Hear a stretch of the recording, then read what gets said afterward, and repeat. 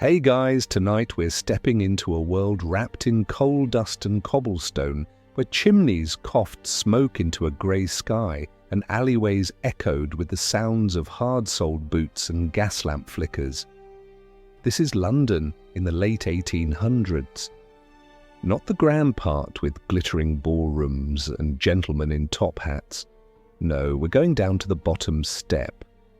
Into the tenements, where families squeezed into a single room, water came cold from a pump down the street, and a decent meal could change a week. But even here, under all that soot and sorrow, you could still find something soft.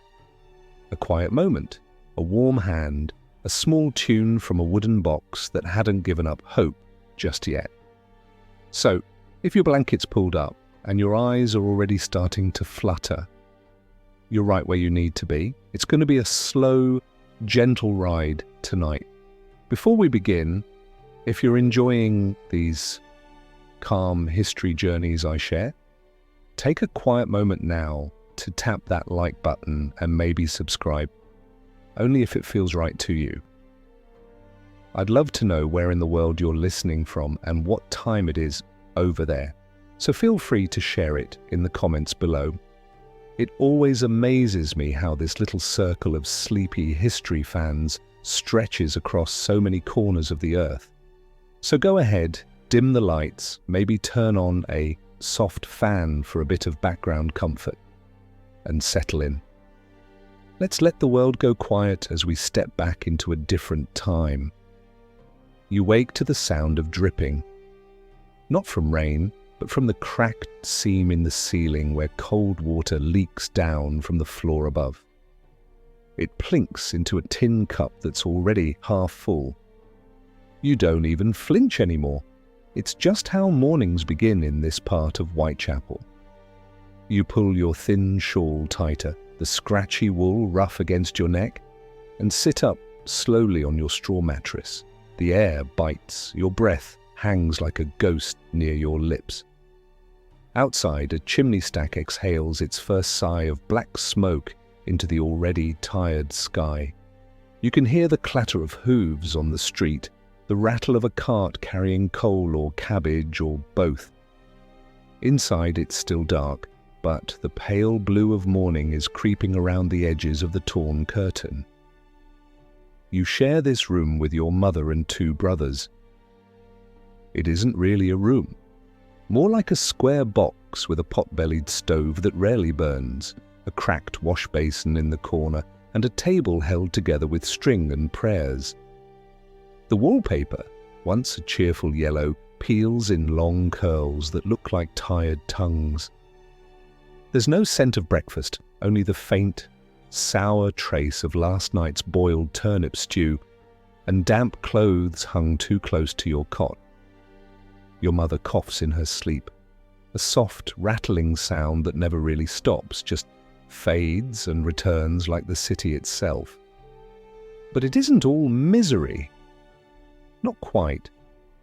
Because tucked beneath your mattress, wrapped in a bit of flannel that used to be your baby blanket, is something special, a music box, not new, not fine, not even whole anymore. Just a little wooden box with chipped corners and a crank that squeaks when you wind it. You found it months ago in a pile of rubbish behind the baker's. Someone had tossed it away, its lid broken, its painting of roses faded nearly to dust. But when you brought it home and cleaned the gears with the edge of your sleeve, it played. Just a few notes, soft and shaky like a tired bird trying to sing again. That music, those sweet trembling notes, became your secret, your escape. Each night, when the world outside moaned with cold and creaked with tiredness, you'd wind the box and let its song fill the silence.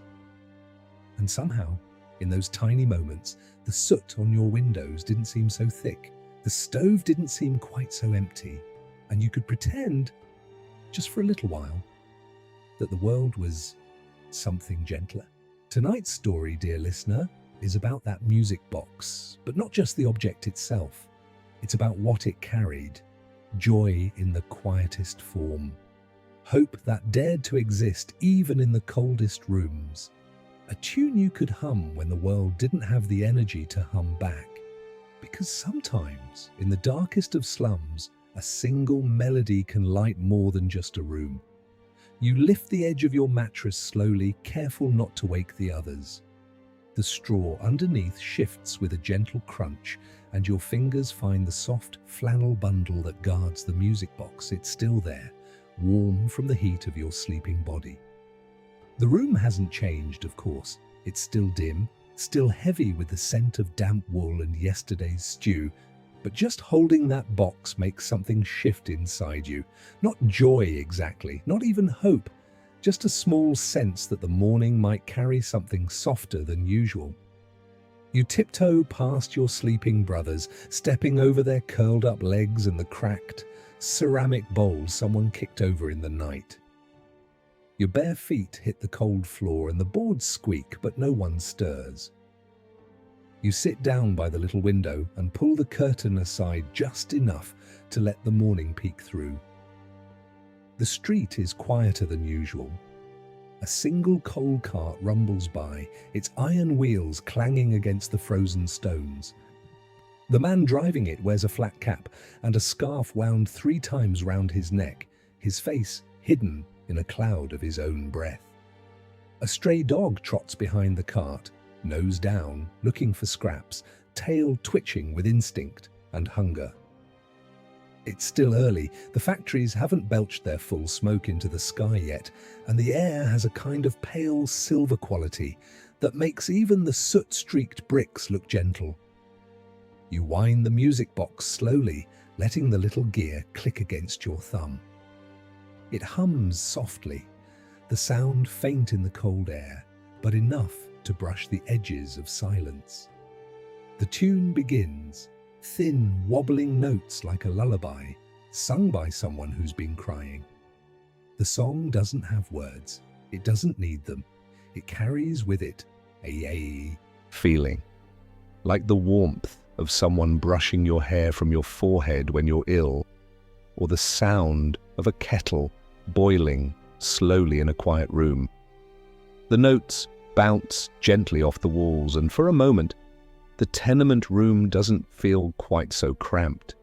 The mold-streaked corner isn't as dark, and even the cracked floor seems to settle into a slower, softer rhythm. You watch the steam rise from the neighbor's chimney across the alley. It swirls into shapes that remind you of fairy tales you used to beg your mother to tell when you were little. Stories about dancing shadows, about girls who could talk to birds, about boys who climbed chimney flues, only to find treasure hidden in the soot. You knew they weren't real, not really, but that never stopped you from imagining. Behind you, your mother coughs again, a sound that scrapes at the quiet. She sits up slowly, her hair falling in limp strands over her shoulders, her nightcap crumpled to one side. She's wrapped in 2 shawls and still looks cold. Her eyes blink against the weak morning light, and for a moment she just looks at you, not speaking. Then she smiles. It's small, crooked, but real. "You've been winding that box again, haven't you?" she says, her voice rough but gentle. You nod and keep the crank turning slowly. She doesn't tell you to stop. She never does. You think maybe she understands what the music does, how it coats the day like a thin layer of sugar on bitter tea. It's not enough to change the taste, but enough to make you sip again. Your younger brother stirs, pulling the scratchy blanket closer around his shoulders, his small fingers poking through a hole in the wool. His face is pale and freckled, cheeks smudged with the sleep dirt that never fully washes off, no matter how many times your mother scrubs with cold water and a rag. He turns toward the sound, and even in half sleep, his lips form the shape of a hum, matching the notes. You can't remember the first time you played the box for him, but you know he's loved it from the start. He once said it sounded like someone smiling at you in the dark. That's stuck with you ever since. Outside, a bell clangs from a nearby chapel, marking the hour. It's not the kind of bell that rings for joy, just the kind that reminds people they have to move, start their day, go to work if they're lucky enough to have it, or queue for bread, or scavenge through crates behind the fishmonger's stall before the cats get there first. But this morning, something in you doesn't move just yet. You sit by the window, music box humming in your palm, and feel the tiniest thing. Not quite happiness, but something like it. A calmness, a stillness in the noise of your life. A moment. And maybe that's all you get sometimes. Not miracles or escapes or grand events, just a single, stolen minute where the world doesn't press down so hard, where a song from a broken toy fills your ears, and for that brief stretch of time, you don't feel broken yourself. Later in the morning, the music box safely tucked back beneath the mattress, you step out into the pale light of the alleyway, feet wrapped in thick socks and a pair of old boots, passed down from your mother, cracked along the soles and patched with fabric. The world out here smells of coal and cabbage and the sharp sting of cold iron. Chimneys spit grey into the sky like sighs from the rooftops, and the street is slick from last night's drizzle, the puddles frozen into thin glass sheets that crack when your boots press against them. Across the way, Mrs. Dunn is already sweeping her stoop with the kind of determination that suggests she's trying to clean more than just dirt. You nod to her, and she nods back, though her face stays stern. Not unkind, just tired. The main road is busier. Carts clatter, dogs bark, and the sounds of haggling echo from the market near the corner, where the fishmonger slaps gutted cod onto a wooden slab. People walk quickly, collars pulled high, breath puffing from their mouths like little steam trains. You spot Mr. Green, the lamplighter, fiddling with the handle of his long pole. Even in daylight, some lamps still need tending. His fingers are red and raw, and he wears 2 pairs of gloves, one over the other, the outer ones riddled with burn holes. He tips his cap at you, and you offer a polite smile in return. That's the thing about this part of the city. People notice each other, not because they have time or energy for long conversation, but because they all live inside the same long struggle, and small gestures count for more than gold. You walk toward the bakery, not because you have a penny to spare, but because sometimes the baker's son leaves out crusts in a tin dish behind the back door. You've learned how to time it just right, arriving just as he turns away. The bread is always tough, dry, and sometimes dusted with ash, but your brothers don't complain. Last week, one of the pieces still had a raisin stuck to it, and your youngest brother held it like treasure, licking the sweetness from his fingers for almost 10 minutes straight. You round the corner and pause near the alley wall, pretending to tie your boot, eyes flicking toward the dish. It's empty. You wait a minute longer, pulling your shawl tighter as the wind snakes its way through the alley, lifting bits of paper and stirring the damp. Then you hear the door creak open and the baker's son appears. He's younger than you, with a cap too large for his head and flour on his sleeves. He looks surprised to see you, but not angry. His eyes flick to the dish, then back to you. He hesitates, then disappears inside without a word. A few seconds pass. You turn to leave, thinking maybe today's not your day. But then the door creaks again and he steps out, holding something wrapped in cloth. He sets it in the tin, avoids your eyes, and goes back inside. You wait until the door shuts fully before stepping forward. Inside the cloth is a piece of crusty loaf, thick and uneven, and, to your shock, a whole heel of bread still warm at the center. Your breath catches. Warmth. Real warmth, held in your hands like something sacred. You don't know what changed today, what made him generous, but you don't wait to find out. You tuck the bread into your coat pocket like a jewel and walk away, heart thudding, cheeks flushed from the cold and the kindness. It's a tiny thing, a heel of bread. But in this world, in this corner of London, where children chew leather scraps and broth is made from boiled onion skins, a warm piece of bread is as close to joy as it gets. You take the long way home, not wanting to rush this feeling. Along the way, you pass a window where an old man plays a fiddle, the notes curling out into the air like threads of colour in a grey tapestry. No one else stops to listen, but you do. Just for a minute. The tune isn't anything you recognise, just a slow, wandering melody, full of dips and sighs, like someone remembering something too far away to touch. You lean against a lamppost, letting the sound wash over you. Between the music box at dawn, the warm bread in your coat, and this fiddle tune echoing into the street, the day has woven itself into something strangely tender. When you finally return home, your brothers are awake, huddled near the stove, trying to coax a flame from a pile of sticks and crumpled paper. Your mother is wrapping a scarf around her thin shoulders, preparing to visit the neighbours and ask about extra coals. You pull the bread from your coat and break it in half, then into quarters, handing the warmest bit to the youngest. He clutches it like a miracle. The room feels fuller now, not warmer, not yet, but full of something good, something rare. It doesn't take much to change a day. A music box, a kind baker's son, a fiddler by a window. In a world like this, joy doesn't arrive in grand parades. It slips in quietly like morning light through cracked curtains. The bread is gone quickly, savoured in silence with crumbs brushed from fingers like they were gold dust. You watch your youngest brother suck his thumb afterward, not for comfort, but to hold on to the last bit of taste, the last warmth.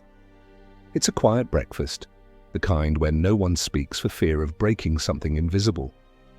Your mother offers you the last bit of boiled tea, mostly water with a hint of leaf, and you take it gratefully, letting the bitter warmth press against the roof of your mouth. It doesn't taste good, not really, but it settles your stomach and gives you the feeling, however fleeting, that the day might carry you through again. You spend the morning helping with small chores around the building, little things that don't earn coin but might earn you a favour later. You carry water up the stairs for old Mrs. Byrne, whose hands shake too much to hold the bucket steady. She doesn't thank you with words, but she gives you a piece of apple skin, thin and curled, something she saved from her daughter's kitchen job. You eat it on the landing, sweet and sharp on your tongue. Later, you sweep the hallway near the entrance, brushing away the leaves that blew in during the night, and wiping the steps with an old cloth dipped in vinegar water. It smells sharp, but clean, and when the landlord walks past, he doesn't scowl like he usually does. That alone feels like a reward. The afternoon arrives with a sigh of wind through the gaps in the wall, and the sky outside shifts from pale grey to something darker, the colour of wet slate. You know the rain's coming. It always does this time of year. You press your ear to the floor and listen to the sounds of the downstairs family, the Murphys, arguing over a kettle that won't boil. Someone stomps and a child begins to cry, the sound thin and high, like the whistle of a kettle itself. You pull back and sigh, not out of frustration, but recognition. Every room in this building sings the same song, struggle in different verses, but then something different happens. A knock at the door, gentle, 3 taps evenly spaced. You look up, unsure. Visitors aren't common, not here. You rise and open it slowly, expecting a neighbour with a message or a child asking for scraps. But it's the baker's son, the same boy from the alley. His cap is gone this time, and his hair is messy with flour. His cheeks are pink from running in the cold. He holds something in his hands, not bread, something smaller. Wood, you think, with bits of copper. He shifts on his feet, clearly unsure of how to start. I thought maybe you might like this, he says, holding it out. You reach for it. A handle, small and smooth, connected to something familiar. It's a crank, a replacement crank, the exact shape and size for a music box. Your breath catches. You hadn't even told him about the box, hadn't said a word. He must have seen you with it once, maybe months ago, and remembered. You take it carefully, fingertips brushing his. The warmth in that touch, unintentional and brief, stays longer than expected. "Thank you," you whisper, and he just nods, eyes flicking to the floor. "I had an old one from a broken clock. Figured it might fit," he shrugs like it's nothing. But it isn't nothing. It's everything. He turns to go without waiting for anything in return. And just like that, he's gone. Footsteps fading down the hall. You close the door gently and stand for a moment, staring at the little piece of metal and wood in your hand. It's simple, crude, a little rusted, but it fits perfectly. That evening, after the rain begins and the world outside turns into a wash of grey, you slip the new crank into place. It turns smoothly without the squeak. The music is clearer now, brighter, as though the notes had been waiting to be set free. Your brothers stop what they're doing and gather near. Your mother sits quietly, eyes closed, head tilted, just slightly, like she's hearing something from far away.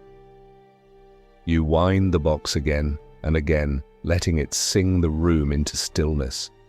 For a few minutes no one coughs, no one argues, no one remembers the cold pressing in through the cracks. There is only music. Soft, steady, patient. A lullaby for those who never get lullabies. A song not written for riches or celebration, but for endurance, for small moments, for survival through sweetness. And you, sitting there in the dim flicker of the fire, feel something rise in your chest. Not pride, exactly, not yet, but maybe the beginning of it. A sense that you matter, that your hands, your voice, your small place in this world, all of it holds something worth listening to. You don't say much that night. No one does, but when your brothers drift to sleep and your mother hums along with the tune for just a beat too long, you know that something has shifted.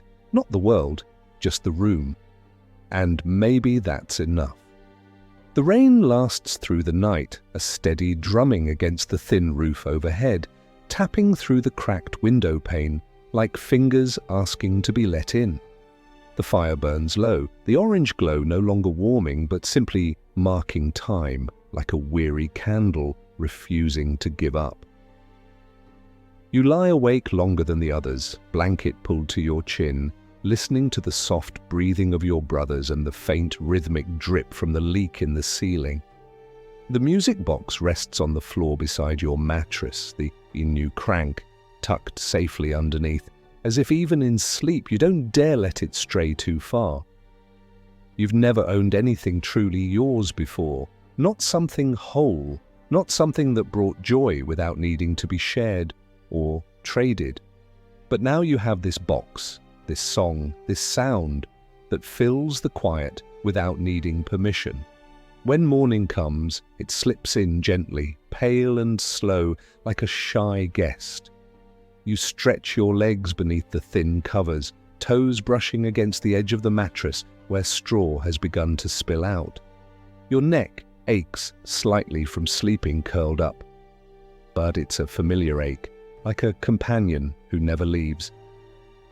You sit up and glance toward the window. The sky is still grey, but not as heavy. There's light in it now, a softness that promises a dry patch in the day. You rise quietly, tucking your feet into your boots and your arms into your shawl, and step outside into the narrow corridor of the tenement. The air smells damp and metallic, and somewhere nearby, someone is boiling cabbage. Downstairs, you find Mrs. Patmore, the woman who tends the shared coal store, crouched over a pile of kindling and muttering to herself. She's wrapped in 3 layers of wool, one of which used to be a horse blanket, and her fingers are black with soot. She looks up when she hears your steps and gives a grunt. "Morning," she says, not kindly, but not harshly either. You nod and step past her, ducking beneath a sagging clothesline hung with shirts stiff from yesterday's rain. You're not sure where you're going at first, only that your feet want to move, your body craving the rhythm of motion after so many hours wrapped in sleep. You head toward the old yard behind the butcher's shop. It's not much, just a patch of packed earth and broken crates. But in the morning hours, before the workers arrive, it's quiet. A place to sit and think and not be seen. You perch on a crate, knees drawn up, and let the cold bite at your cheeks. You take the music box from your pocket and wind it slowly. The tune plays softer out here, the air carrying the sound away into the mist. But it's still there, that familiar melody. You hum along under your breath, barely audible, just enough to let the notes stay warm. You don't notice the girl at first. She's standing near the back fence, half hidden by a stack of broken barrels. Her dress is too short for her legs and too thin for the weather, and her boots are wrapped in rags that have turned dark from the mud. She watches you, not speaking, just looking. You stop winding the box and meet her eyes. She doesn't look away. After a long moment, she steps closer, her hands tucked into the folds of her skirt. "That music," she says, voice quiet. "I've heard it before." You glance down at the box in your lap. "Maybe you heard me playing it last week," you say. She shakes her head. "No, not here. Somewhere else. A long time ago." Her eyes flicker, not with tears, but with something older. Memory, maybe? Or longing? You wind the box again, let the tune drift out once more. The girl closes her eyes and lets the sound wash over her. For a moment, the cold doesn't matter. The broken crates don't matter. There's only the music and the faint echo of something gentle. When the tune ends, she opens her eyes slowly and gives the smallest of smiles. "Thank you," she says, and turns to go. You don't ask her name. She doesn't ask yours. It doesn't feel necessary. You sit there for a while longer after she's gone, letting the silence settle back in. It's different now, not heavy, not sharp, just quiet, a good quiet. When you return to the tenement, your mother is up and brushing out her hair with a wooden comb that's missing 2 teeth. She glances up when you enter and raises an eyebrow. "Out wandering, were you?" she says, but there's no judgment in her voice, just the tired curiosity of someone who's seen enough mornings to know they all come around again, rain or not. You nod, set the music box gently on the table, and begin helping her with the morning tasks. Washing what can be washed, sweeping what can be swept. Your youngest brother tugs at your sleeve and asks if you'll play the song again later. You smile and nod, of course, always, because now, more than ever, it's clear the tune doesn't belong only to you. It belongs to the whole room, the whole building, maybe even the girl behind the butcher's fence. It's a thread that ties one quiet heart to another, reminding them all that even in soot and silence, something soft can still survive. That evening, long after the rain has stopped and the stones outside have dried into a pale patchwork of ash and soot, you find yourself sitting at the window again. The light is nearly gone, but not fully. That quiet moment between dusk and night has arrived, the hour when everything outside seems to pause, like the city itself has taken a breath before plunging into sleep. You hold the music box in your lap, thumb tracing the grooves along its wooden edge. It's smooth now in places where your fingers have passed over it again and again, as if your skin has polished it gently with time. The streets below are quieter than usual. Only the occasional footstep echoes off the alley walls and a dog barks once, then stops. You lean your head against the wooden window frame, cool and splintered beneath your temple, and close your eyes. The music box is still, You don't wind it just yet, you're listening to the other sounds. The low hum of conversation from the flat across the hall, the clink of a spoon against a chipped ceramic bowl, the rustle of someone turning in their bed. These noises, they're the soundtrack of this building, familiar, soft-edged, constant. Even the coughing, your mother's, your brother's, the neighbours, has a rhythm now. It doesn't frighten you anymore. It just is. You wind the music box slowly, careful not to snap the delicate crank, and let the tune begin. The melody slips into the room like a memory returned. Your brothers sit up from their corners, drawn as always by the sound. They don't speak, don't ask, they just listen, and somehow, despite the chill, despite the cracked window and the worn floorboards and the too thin blankets, the room begins to feel full. Not with things, but with something better, with presence, with calm. Your mother hums again, just under her breath. The tune isn't quite right. She misses a note here and there, but that makes it more lovely. You close your eyes and listen. When you were little, she used to sing sometimes, especially on days when there wasn't much to eat or when the roof leaked more than usual. Those songs weren't joyful, but they made the hard moments easier. Now, years later, it's your music that carries the same burden, carrying her voice along like a paper boat on a slow stream. You remember a night, not so long ago, when your middle brother had a fever. He tossed in his sleep, moaning soft nonsense words, sweat soaking his collar. Your mother sat beside him for hours, pressing a rag to his forehead and whispering to herself, though you're not sure if it was a prayer or just something to fill the silence. You sat across the room, feeling helpless, your hands tight in your lap. That was the first time you played the music box through the night. And when the fever broke at dawn, your mother didn't say a word. She just looked at the box, then at you, and nodded. That nod had stayed with you ever since. The melody ends, and no one moves. It's the kind of silence that feels earned, like the quiet after a long walk, or the final word of a story told beside a fire. You let the crank fall still, and set the box gently on the table beside the oil lamp. Your youngest brother, eyes heavy, leans against your shoulder. He doesn't say anything. He doesn't need to. His breathing slows, his body warm against yours, and you wrap your arm around him, pulling him close. Somewhere outside, the lamplighter passes, his footsteps tapping lightly along the cobbled street. You can hear the click of the pole against the glass, the faint hiss as each flame flickers to life. One by one, the lamps glow, marking time in orange pools. You've always loved that sound, the lamplighter's work. It means the city hasn't quite given up. That even when the sun goes away, someone out there is making sure there's still a bit of light left. And inside your room, with your family drifting to sleep around you and the music box waiting quietly for tomorrow, you feel that same light. Not from a flame, but from the weight of simple things done gently. A song played for no reason. A loaf of bread given without asking. A crank repaired without promise of thanks. None of it grand. All of it real. As your head dips and your eyes begin to close, you don't think of riches or escape.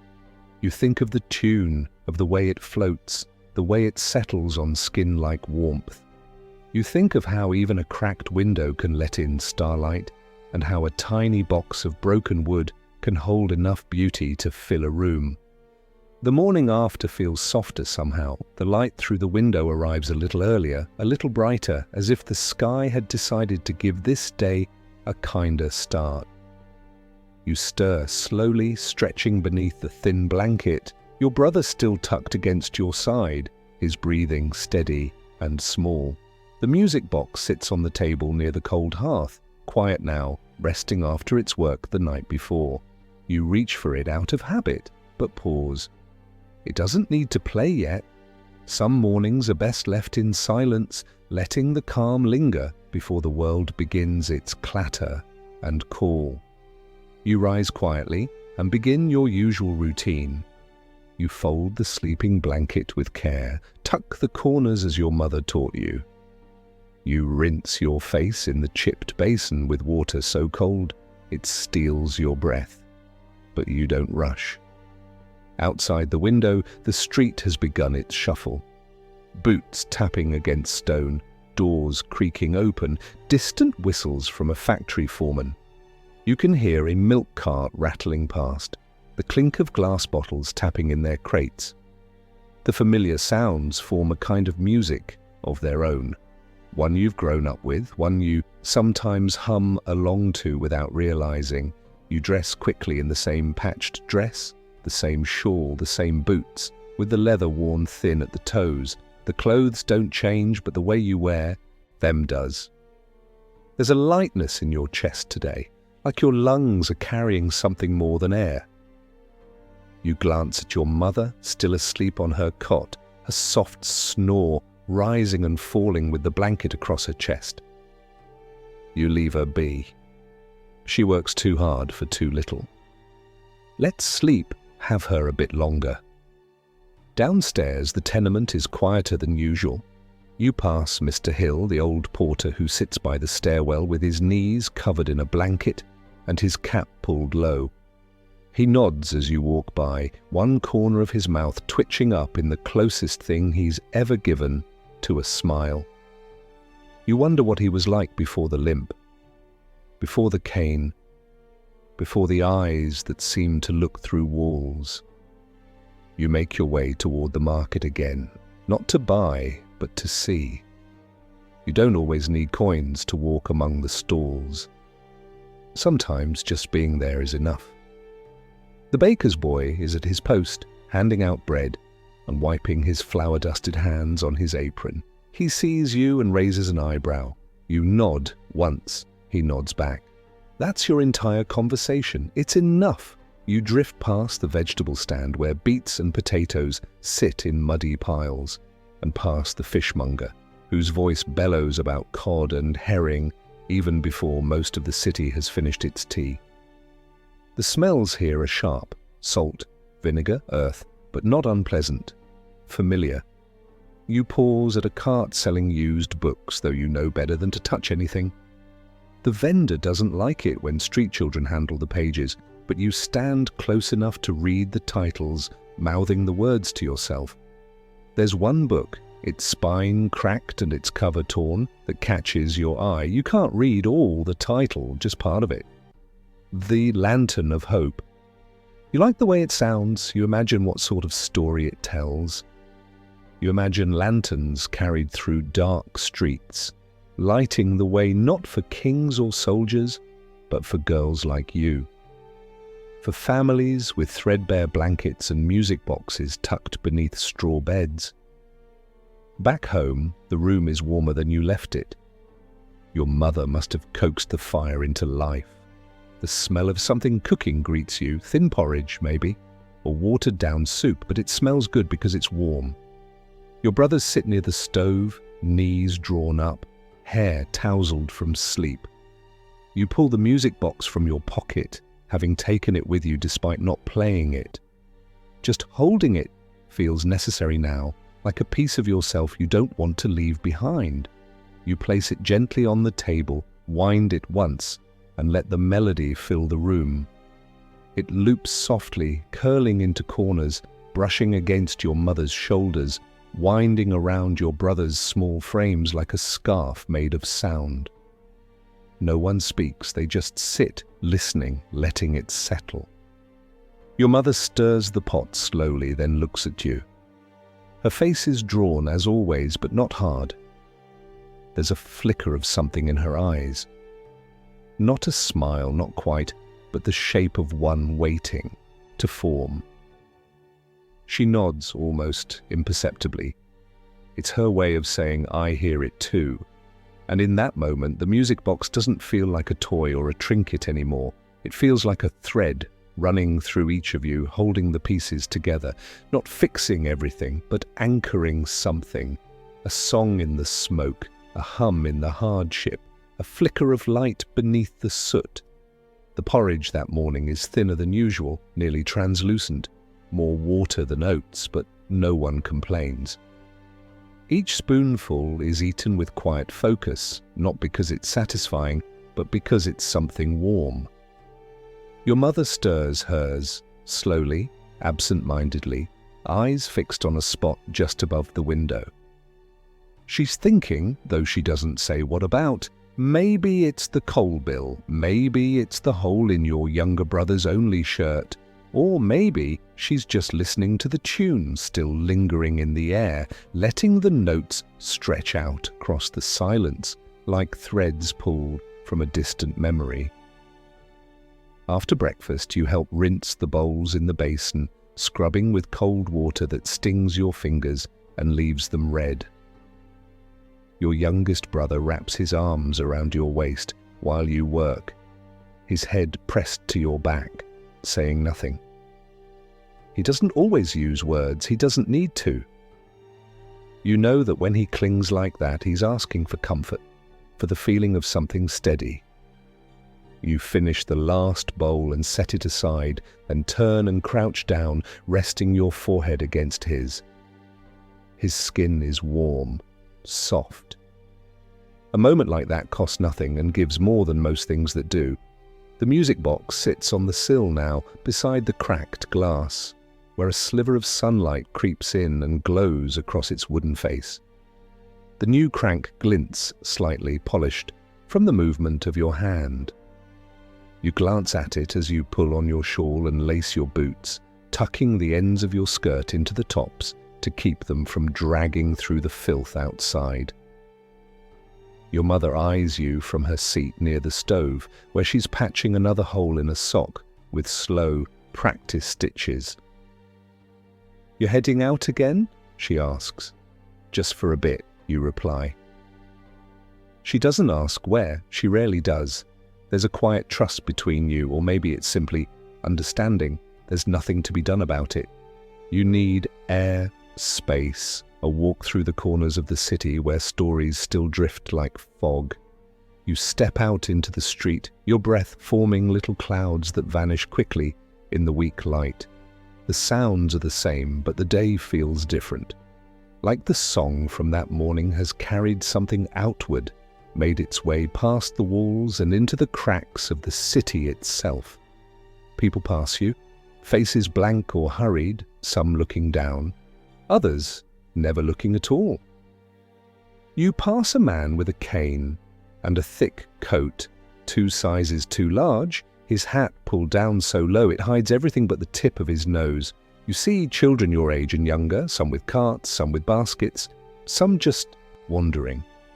You nod at 1 or 2 familiar faces from other alleys, other mornings. There's a kind of unspoken map among children in these parts, lines of safety and danger drawn in looks and shared paths. You don't head toward the market this time. Instead, your feet lead you toward the river. It's not a place your mother approves of, but you go there sometimes when the air feels too thick, when your chest aches from the weight of small spaces. The Thames this morning is sluggish, thick, and dark like treacle, with bits of debris floating in wide, lazy spirals. The smell is strong, salt and rot and smoke, but you don't mind it. There's something ancient in that scent, something that reminds you this city was here long before you and will be long after. It humbles you, and oddly, it comforts you too. You walk along the bank, careful not to slip on the slick stones, and find your usual place behind the remnants of an old shipping crate. It's broken now, just planks and rusted nails, but it shields you from the wind. You sit with your arms around your knees and your eyes on the water, letting the movement calm your thoughts. There's a rhythm in the river's sway, in the creak of the old dock posts, in the distant sound of a ship's bell. You pull the music box from your coat pocket. You'd taken it again without meaning to. Or maybe you meant to all along. It rests in your lap, warm from your body, and you wind it once more. The tune rises, soft and thin beneath the growl of the river. No one else hears it, not here, but that's fine. It's yours in this moment. Yours and the rivers and the skies.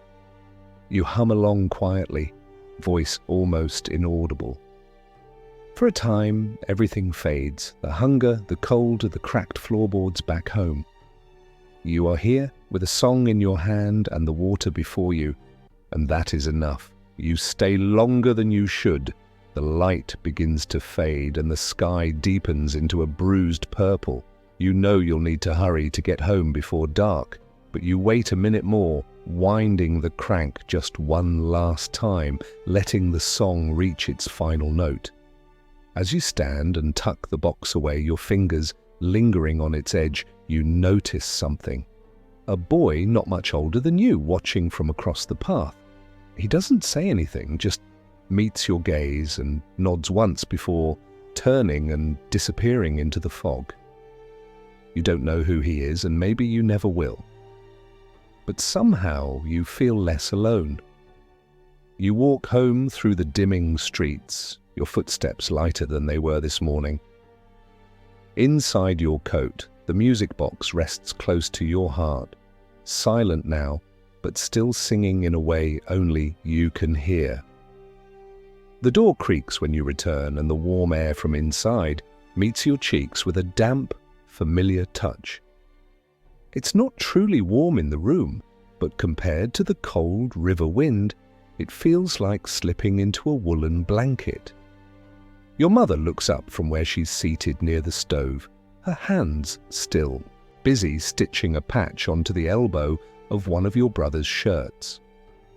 She doesn't speak, only offers a glance and a small nod, the kind of greeting that means you're home.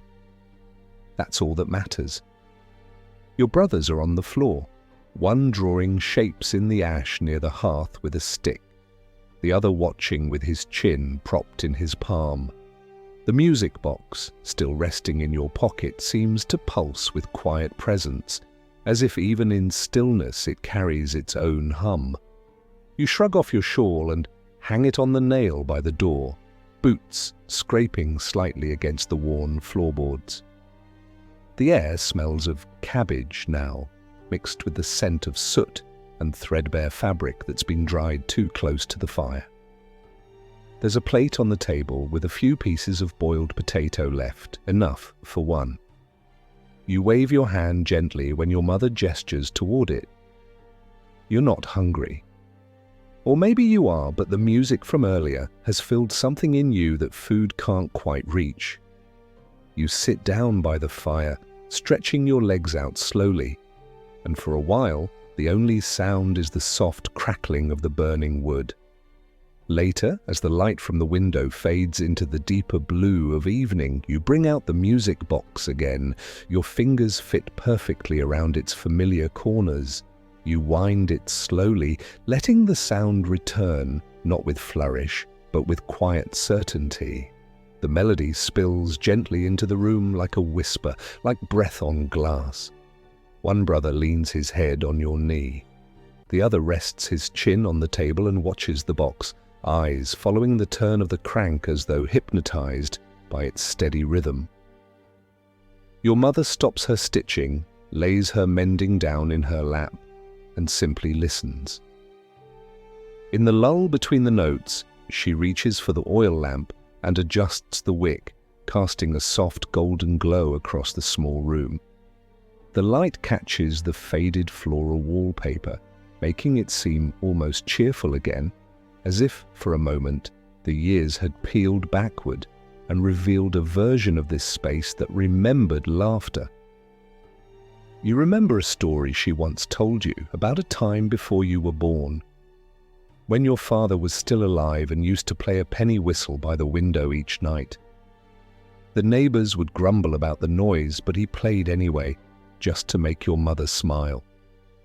She said she always knew he was home when she heard that sound, that he never entered the room until he'd finished the song. You think of that now with the music box in your hand, how sound can announce love, how melody can carve out space for peace in even the smallest, most fragile of homes. You play the tune again, slower this time, one loop, then two. Your brothers begin to hum, off-key and scattered but earnest. Your mother smiles at them, then at you. And in that moment, something blooms in your chest, something quiet but certain. You're not just surviving anymore. You're holding something steady. You're offering a pause in the noise, a breath in the storm. The music winds down, notes fading into the cracks between floorboards, between breaths. You let the crank stop gently, then tuck the box into your lap, resting your hand on top of it, as if to keep it warm. Your brothers don't ask for another tune. They simply settle close, bodies relaxing into the lull, trusting that the music has done what it needed to do. Later, as you lie on your cot with the blanket pulled high, you listen to the silence, now changed. It's not the absence of sound that you hear, it's the echo of comfort, the shape of peace left behind, the knowledge that tomorrow might be just as hard as today, but for this one night, you've softened its edges. The city outside sighs in the dark. A horse pulls a cart slowly past, the hooves clacking like metronomes. A baby cries faintly somewhere above, and you lie still, eyes closed, the tune of the music box playing once more in your memory. Softer now, quieter still, until it becomes the sound of your breath and the beat of your heart. The following morning, the sun arrives shyly, its rays filtered through a thin veil of city soot and chimney smoke. It doesn't blaze into the room, but slips in gently, sliding across the wooden floor in narrow strips of dusty gold. You wake slowly, one eye blinking open before the other, body stiff from sleep, but mind unusually calm.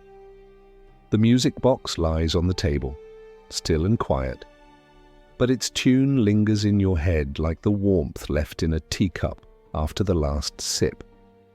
You don't move just yet. You lie still, listening to the morning settle around you. Your mother's breathing is soft and even. One of your brothers snores lightly, the other mumbles in his sleep, words lost in a dream world that has not yet released him. You finally rise when the fire has burned down to embers. The room is cold again, as it always is by sunrise, and your breath puffs visibly in the air. You pull your shawl tighter around your shoulders and kneel near the stove, feeding it what scraps of kindling remain. It takes effort and patience, but eventually the flame stirs back to life, a reluctant flicker catching the edges of wood and then spreading like a yawn. You sit back on your heels and watch the flame breathe. Your mother joins you quietly. She doesn't speak at first, just sits beside you, her knees tucked up, arms wrapped around herself. She watches the fire the same way you do, with reverence, as though it were more than just warmth, as if it were a promise. Eventually, she speaks, her voice low. "You've been different lately," she says, glancing at you out of the corner of her eye. Not bad, different, just lighter. She doesn't say more than that, but you know what she means. You smile, only a little, and nod. The music box has changed something, and you both feel it. You go out again that day, not with a plan or destination, just with the need to move, to walk until your thoughts settle like dust on windowsills. The streets are bustling today. Vendors shouting, carts rolling by, steam rising from sewer grates in fat, lazy clouds. You pass a man balancing a tray of pies on his head and a woman chasing two children with a wooden spoon. The noise should overwhelm you, but instead it seems far away, like a song playing softly beneath everything. You carry the music box in your pocket, your fingers wrapped around its edges as you walk. You end up back near the river, drawn again to the quiet that exists just beyond the reach of the crowds. The water looks different today, calmer, less like a restless animal. and more like a mirror. You find your spot by the broken crate and sit, knees pulled up to your chest. From here, the city looks almost peaceful. A skyline of chimneys and smoke, rooftops and lean-tos, all stitched together like the patchwork blankets your mother sews from scraps. Imperfect, frayed, but holding.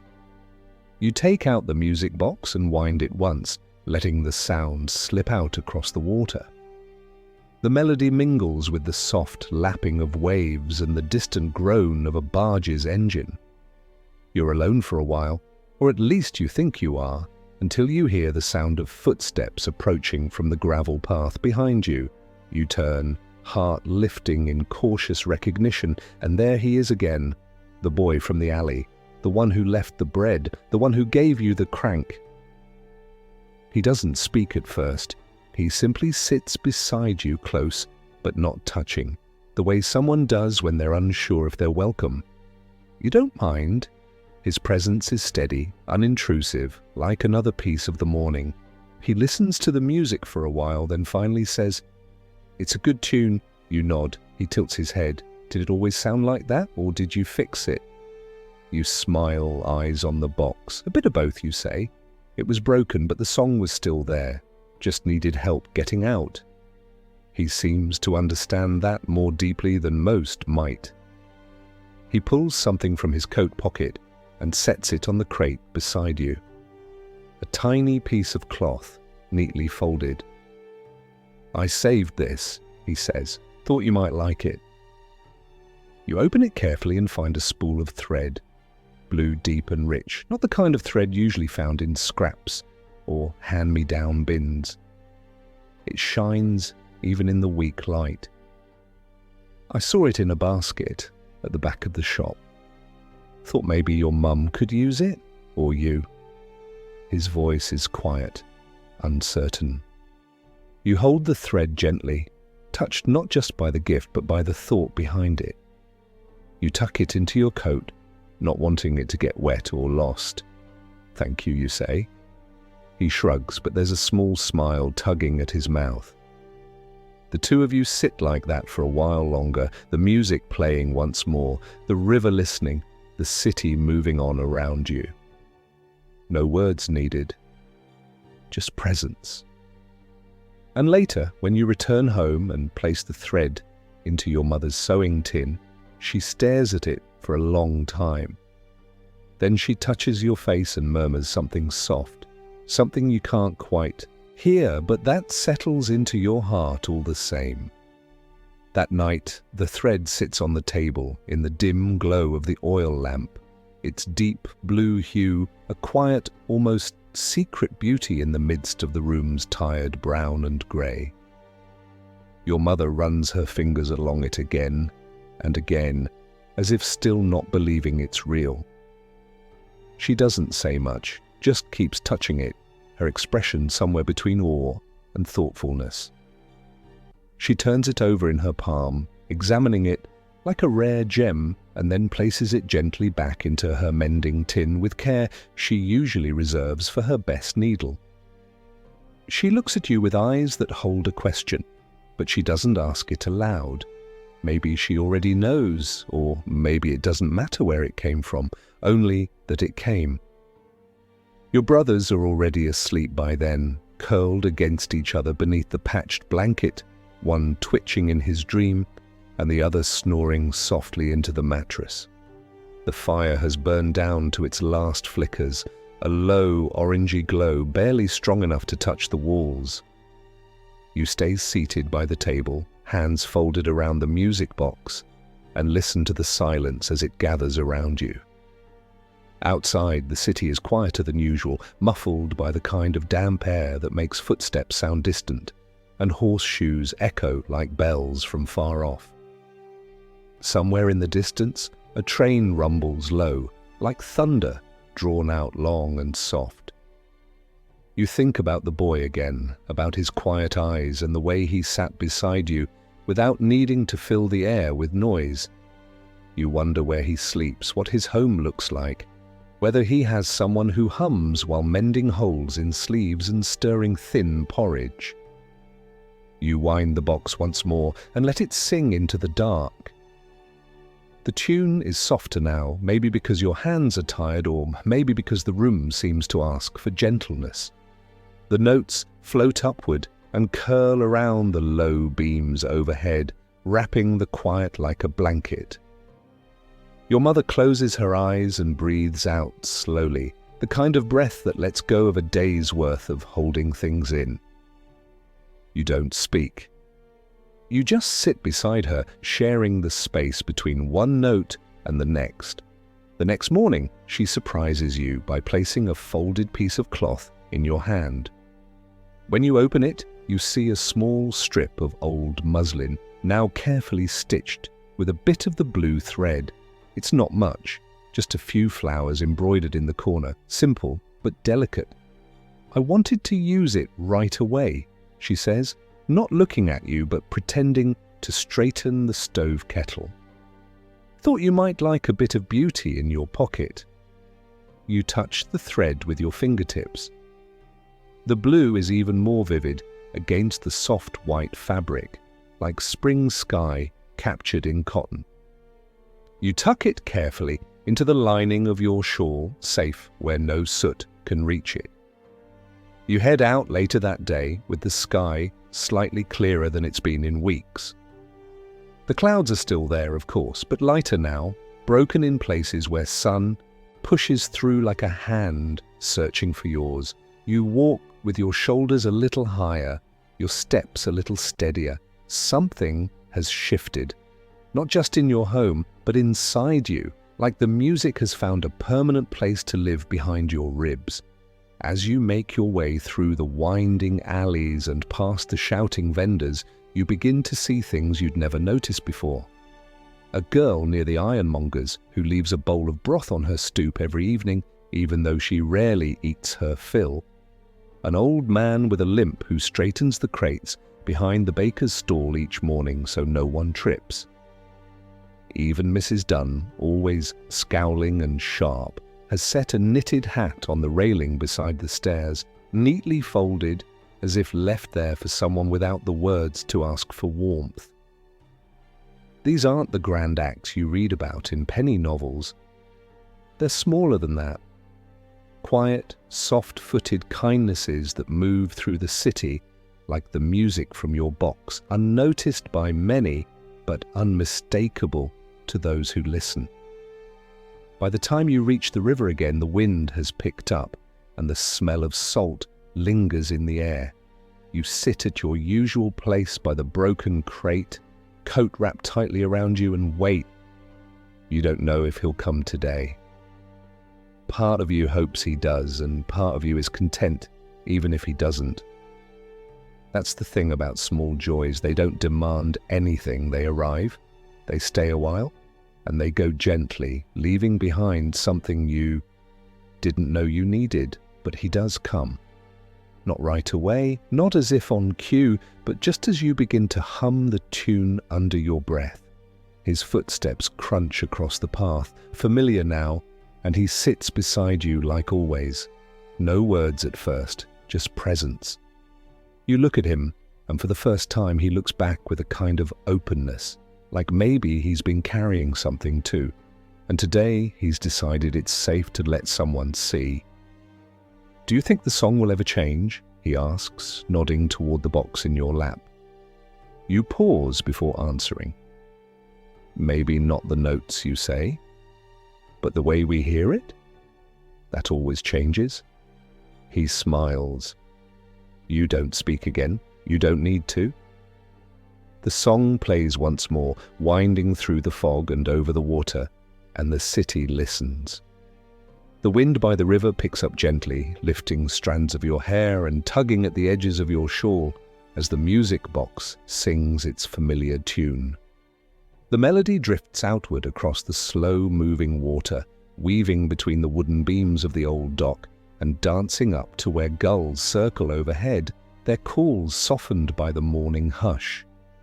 Beside you, the boy sits quietly, elbows resting on his knees, eyes not on the box this time, but on the horizon. The fog is thinner today, the sky beyond it just beginning to show hints of pale blue, and for a moment it feels as though the world is being rewritten in lighter tones. You watch him from the corner of your eye. There is something different in the way he breathes. Today, slower perhaps, less guarded. He isn't fidgeting with his hands the way he usually does. Instead, they're resting still, fingers lightly curled, as though for once he isn't waiting to leave or preparing for someone to push him away. The silence between you is a companion now, not a stranger.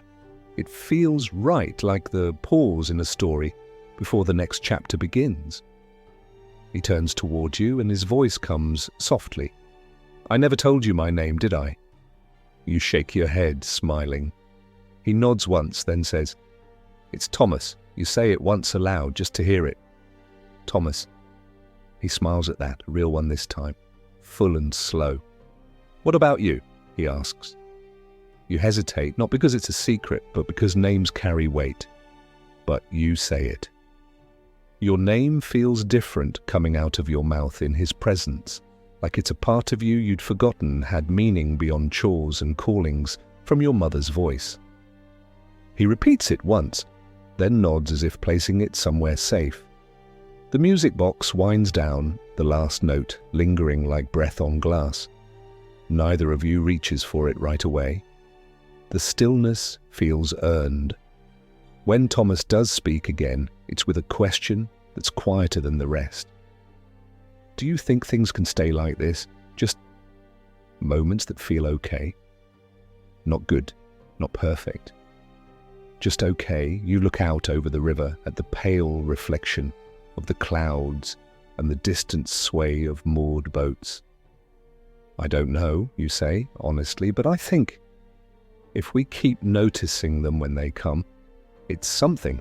That counts, doesn't it?" He nods slowly, and for a while neither of you says anything.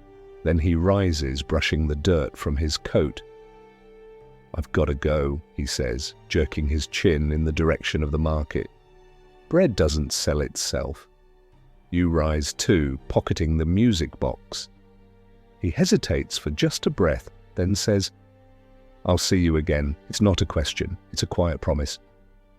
You nod, and he disappears around the bend in the path, the mist closing behind him like a curtain.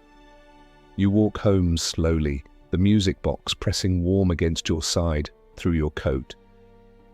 You hum the tune as you go softly, like a private song only you and the day can hear. Back at the tenement, your mother is at the table, carefully unpicking the seam of an old coat. She looks up when you enter and gestures to the kettle on the stove. "There's warm water," she says. "Just enough for washing hands and maybe faces if we're careful." You wash, grateful, the warmth clinging to your skin like a kindness. Then you show her the embroidered cloth again, the bit with the blue thread. She runs her thumb over it once more and smiles, a deep, quiet smile that starts in her eyes. She pulls a piece of linen from her basket, an old apron with a tear near the waist, and begins to mend it using that same blue thread. Her fingers work steadily, and for the first time in days, she hums something that isn't the tune from the music box. It's a new melody, one she hasn't sung in years. You don't know the words, but the shape of it feels like a lullaby she used to hum when you were very small. Your brothers play near the fire, their arguments more playful than serious today. One holds a stick like a sword, the other a spoon as a shield. They duel without heat, laughter bubbling up every now and then. The room feels fuller, like the walls themselves have breathed in and made space. You take out the music box once more, setting it on the windowsill. Outside, the sky has shifted again. It's the kind of grey that holds light rather than swallows it. A pale, silver-toned sky that makes everything beneath it seem outlined in gentle glow. You wind the box, and the song rises again, lifting through the air, winding through the worn boards and over the stove, curling around the sound of your mother's sewing and your brother's laughter. In that moment, you realize something. This life, hard as it is made up of these threads: the laughter, the tune, the steam from the kettle, the mended cloth, the walk by the river, the silence shared with someone who stayed. Each one is small. Each one could be overlooked, but together they weave something strong, something worth holding on to. The days that follow fold into one another like pages in a well-read book. Mornings begin with the familiar scent of damp stone and coal smoke drifting in through the cracks around the window. Your shawl, now slightly stretched at the corners, carries the faint perfume of river mist and warm bread from your walks. The music box, always nearby, has settled into its place on the sill, as if it had always belonged there. Even when it isn't playing, its presence seems to hum in the air, like the ghost of a song still echoing through the boards. Your mother hums more often now, not loudly, not every hour, but often enough that it becomes part of the room's rhythm, like the tick of the clock tower in the distance or the squeak of the floorboard near the hearth. The blue threaded embroidery has become a symbol among you, a small but cherished reminder of something beautiful breaking through. She's begun stitching it into other places now, a tiny flourish on a cuff, a border around a frayed hem, nothing extravagant, just enough to leave a mark of care. Each stitch seems to say, "I saw this and thought it was worth saving." You find yourself noticing these things more than you used to. The way your brothers lean their heads together when whispering jokes, the way the neighbour's cat slinks between your ankles without warning, always purring as if you're its destination. Even the grocer's shout from down the street, once an annoyance, now lands in your ear with a kind of familiar charm. It's not that the hardship has vanished. The porridge is still thin, the wind still creeps beneath the door, but the joy has woven itself into the very fabric of these days, appearing like thread through the seams, unexpected but strong. One afternoon, the rain returns, not in torrents, but in a fine, whispering drizzle that paints the streets with sheen. You walk anyway, your boots splashing gently through puddles as you head toward the place by the river. The air smells of iron and earth, clean in a way that only rain can bring. You arrive at the broken crate, the wood damp and darkened, and there he is. Thomas, waiting as if he's always known you'd come. He lifts a hand in greeting, no words needed, and you sit beside him, damp skirts and all. He reaches into his coat and pulls something from his pocket, a small folded parcel wrapped in newspaper and tied with twine. "For you," he says, eyes a bit shy. You blink at it. "What for?" He shrugs. "Just because." You untie the twine carefully, fingers trembling not from cold but from the sudden weight of being seen. Inside is a biscuit, crumbling slightly at the edges but whole, not stolen, not begged. Something he must have saved. The smell of butter and sugar is soft like a memory. You look at him and he says nothing, only watches as you break it in two and hand him back half. He grins but doesn't argue. You eat in silence, and it is somehow the best thing you've tasted in weeks. After a while, you take out the music box and wind it slowly. The tune is steady despite the damp air, each note sounding brighter against the rain's hush. Thomas listens with his head tilted slightly, his biscuit forgotten in his hand. He glances at the sky. "When I was younger, I used to think that music like this came from heaven," he says, "and not the kind people talk about in church, but one you could find down here, if you were lucky." You smile at that, your fingers still resting on the crank. Maybe it does, you say. Maybe heaven is just a moment like this one." He turns toward you then, not entirely, but enough that his eyes meet yours. There's something in them that makes your heart slow its beat, something quiet and kind. He doesn't reach for your hand, doesn't move closer. He just stays, and that is somehow everything. You stay there until the light fades, until the lamplighter's stick clicks against the glass near the wharf, and the street begins to glow with soft flickers. Then, with a shared look and no need for farewells, you each rise and return to your corners of the city. At home, the room is dim but warm. Your mother has made broth, flavored with a single onion and the last of the lentils. It tastes better than it should. Your brothers are half asleep, curled into each other like kittens. You sit by the window, music box in hand, and as you watch the fog curl along the eaves outside, you realize that something has changed in you. Not loudly, not all at once, but like the tune itself, unfolding slowly. You are learning the shape of joy, not as a burst of light, but as a candle held against the wind. And every time the music plays, it reminds you to keep holding it steady. The next morning dawns with a kind of hush, the kind that makes you pause before swinging your legs over the side of the bed. You lie still beneath the blanket for a little while longer, letting the soft grey light settle around the room before moving.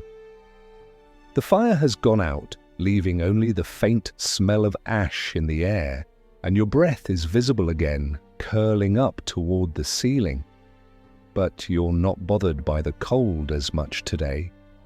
Maybe it's the memory of the river. Maybe it's the taste of the biscuits still lingering in your mind. Or maybe it's the feeling that someone, somewhere, thought of you. When you finally rise and begin your morning, the movements come slow but sure. Your mother is already at the table, sorting through the sewing tin with a steady hand, her needle poised and thread looped through in that same delicate blue. She looks up briefly and smiles, a real smile now, one that has started appearing more often, as if pulled up from somewhere long buried. Your brothers stir one by one, blinking into the light, stretching like small animals waking from winter sleep. They don't speak much, just shuffle close to the fire and wait for the water to boil. You ladle out the porridge, thin but warm, and each of them eats without fuss. There's a rhythm to it now, this life, a choreography of survival and softness.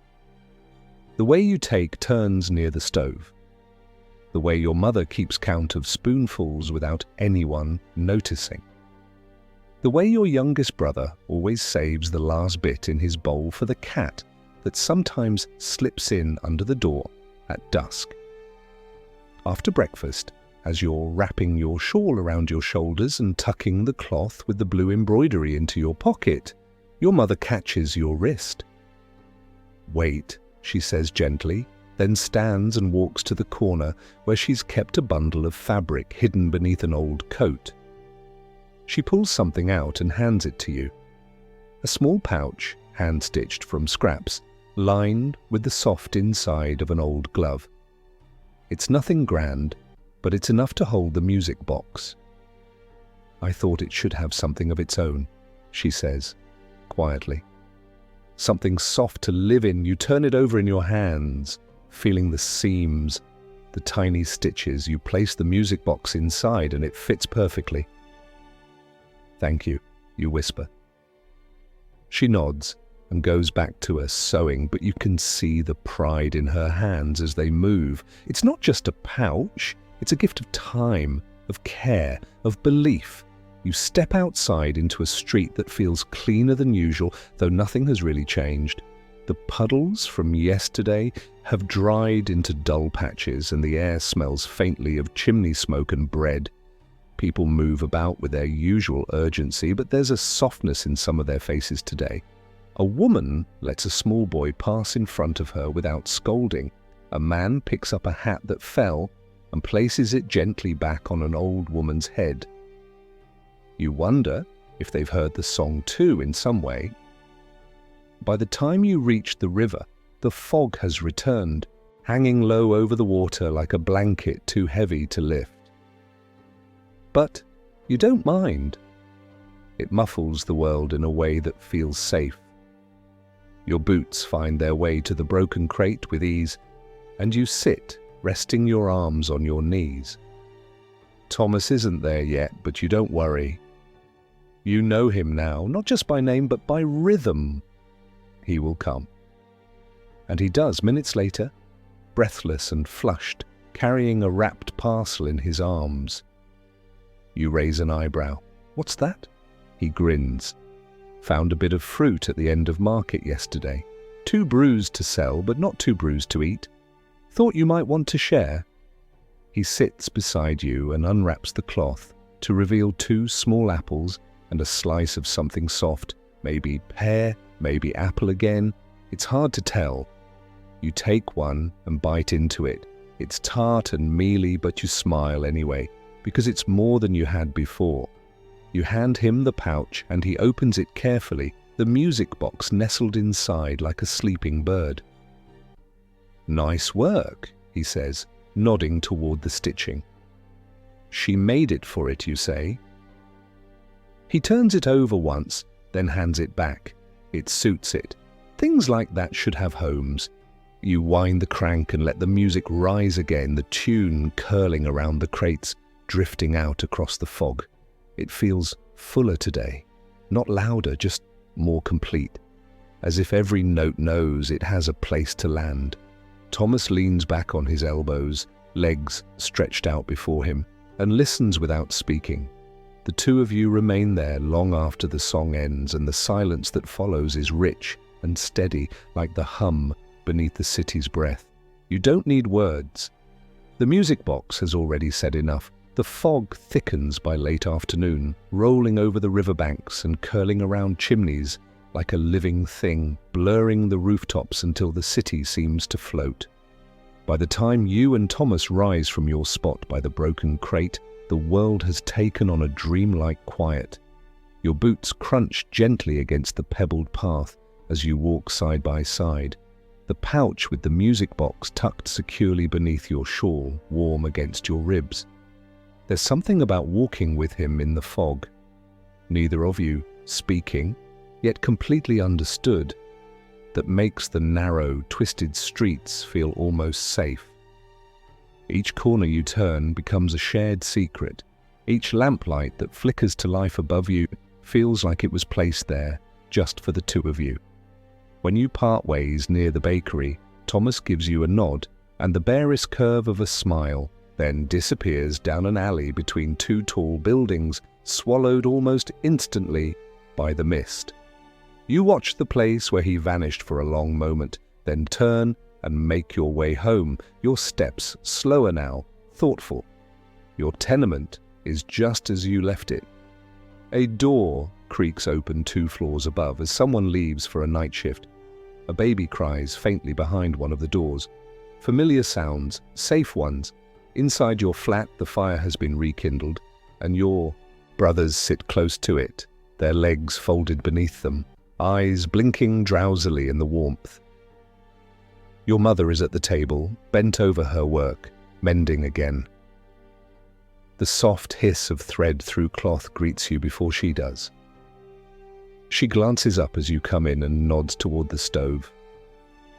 "I saved you some," she says simply, and you see a small bowl of soup waiting, steam still curling above it in thin ribbons.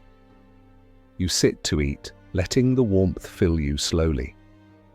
The soup is mostly broth, but there are a few soft carrots floating inside, and the flavor settles into your chest like a gentle song. When you finish, your mother surprises you again. She places something beside your bowl, a small folded square of cloth with more of the blue thread dancing along its edge. "A handkerchief," she says, "for your coat pocket, for when the wind stings your cheeks." You run your thumb along the stitches. The pattern is simple, just a few leaves curling into one another, but the care in every loop is unmistakable. That night, you don't wind the music box right away. Instead, you sit with it in your hands and listen to the sounds of the flat, the rustle of the blanket as your youngest brother turns over, the tick of the little tin clock, the low rumble of your mother's breath as she finally dozes in her chair. You realize how many layers the silence holds, how much lives in the quiet. Only after the fire is no more than a few glowing embers do you turn the crank. The music slips into the room like a soft breeze, folding itself into every corner, filling the cracks in the walls and the spaces between your thoughts. You close your eyes, listening, and let your shoulders fall. You don't even notice when your head tilts to the side and sleep begins to pull at your edges. In your dream, you're back at the riverbank. Only the city is silent and still, and the water glows like silver thread. Thomas is there, sitting with the music box in his lap, his face lit not by lamplight, but by something softer, gentler. He looks up at you and says nothing, just holds out the box, open, and the music plays. Not louder, but brighter, as though the notes are being woven from light itself. You reach for it, and as your fingers close around it, you wake. The room is darker now, the last of the fire gone, but you're not cold. The blanket has slipped higher over your shoulders, and you know without asking that your mother tucked it there before falling asleep again. You smile into the quiet and press your hand gently against the pouch holding the music box. Outside, the wind whispers between the buildings, and the city breathes. You breathe with it. Morning light trickles in slowly, hesitant and pale, casting long, narrow lines across the worn boards of the floor. You rise with it, stretching the stiffness from your back, rubbing the sleep from your eyes before pulling the blanket up gently over your brothers, who are still deep in dreams. Your mother is already awake, as always, a silhouette by the stove, coaxing the fire to life with gentle persistence. The kettle is starting to hum, and the room smells faintly of toasted grain and the ash from yesterday's coal. There's a kind of rhythm now to these days, as if each one leans on the next. You no longer wake with dread or tightness in your chest. Instead, there's something like steadiness, even when the cupboard is near empty, even when the wind outside rattles the window frame. It's not that life is easier, it's that it's changed in shape. The hardship is still there, but it's been softened by the presence of small certainties, the tune of the music box, the warmth of your mother's hand on your cheek, the quiet nod from Thomas when you meet. After washing your face and helping portion out the porridge, you reach for the pouch and slip it into your coat. The cloth feels warmer now, not just from your hands, but from all it's come to carry. You tuck the handkerchief into your pocket, smoothing the edge where your mother's careful blue stitches curl like vines. Then, with a gentle word to your mother and a promise to return before dark, you step out into the street. The city greets you with its usual orchestra of sound, iron wheels on stone, dogs barking in the distance, the sharp clatter of a dropped bucket from somewhere nearby. You move through it without hurry, letting the wind press against your shawl and the smells of coal and wet stone fill your nose. When you reach the market corner, you glance around for Thomas, but he's not there yet. So you wait near the wall, letting your back rest against the bricks warmed faintly by the rising sun. A few boys rush past, shouting, their arms flailing with excitement about some scrap of cloth they've tied to a stick. You smile to yourself and watch them disappear around the corner. There is life here, always moving, always stirring, even when it's hard to see. Then, from behind the baker's stall, a familiar figure appears, Thomas with his coat buttoned high and his eyes scanning the crowd until they find yours. He walks up, hands in his pockets, cheeks red from the wind. Without a word, he offers a small paper bundle. You take it, unwrapping the corners to find a crust of bread and a wedge of something sweet. Jam, perhaps, plum by the look of it. Found it behind the stall, he says quietly. The shop girl turned her back, and I thought, well, he shrugs, and you take a bite. It's tart and sticky and clings to your tongue in a way that makes your eyes close just for a moment. You don't ask how long he waited for that chance. You just share it with him, breaking off half and pressing it into his hand. The two of you walk toward the river, shoulders nearly brushing, but never quite touching, speaking only in fragments.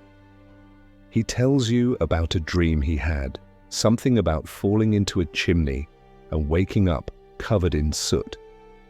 You laugh softly, picturing him blinking through smoke with that solemn look of his. He smiles more when you laugh. You can see it in the way his shoulders ease. When you reach the riverbank, the fog is lighter than before, swirling in soft patterns just above the water. You sit in your usual spot, the broken crate still firm beneath you, and for a moment you both just breathe. Then, without needing to ask, you pull the music box from its pouch and set it between you. You wind it carefully, and the notes spill out like ripples, catching in the air and floating across the river. As the tune plays, Thomas reaches into his pocket and pulls out a folded piece of paper. He hands it to you without a word. You unfold it slowly. It's a sketch, rough, but full of care. It's of the riverbank, your crate, the distant dock, the edge of the path.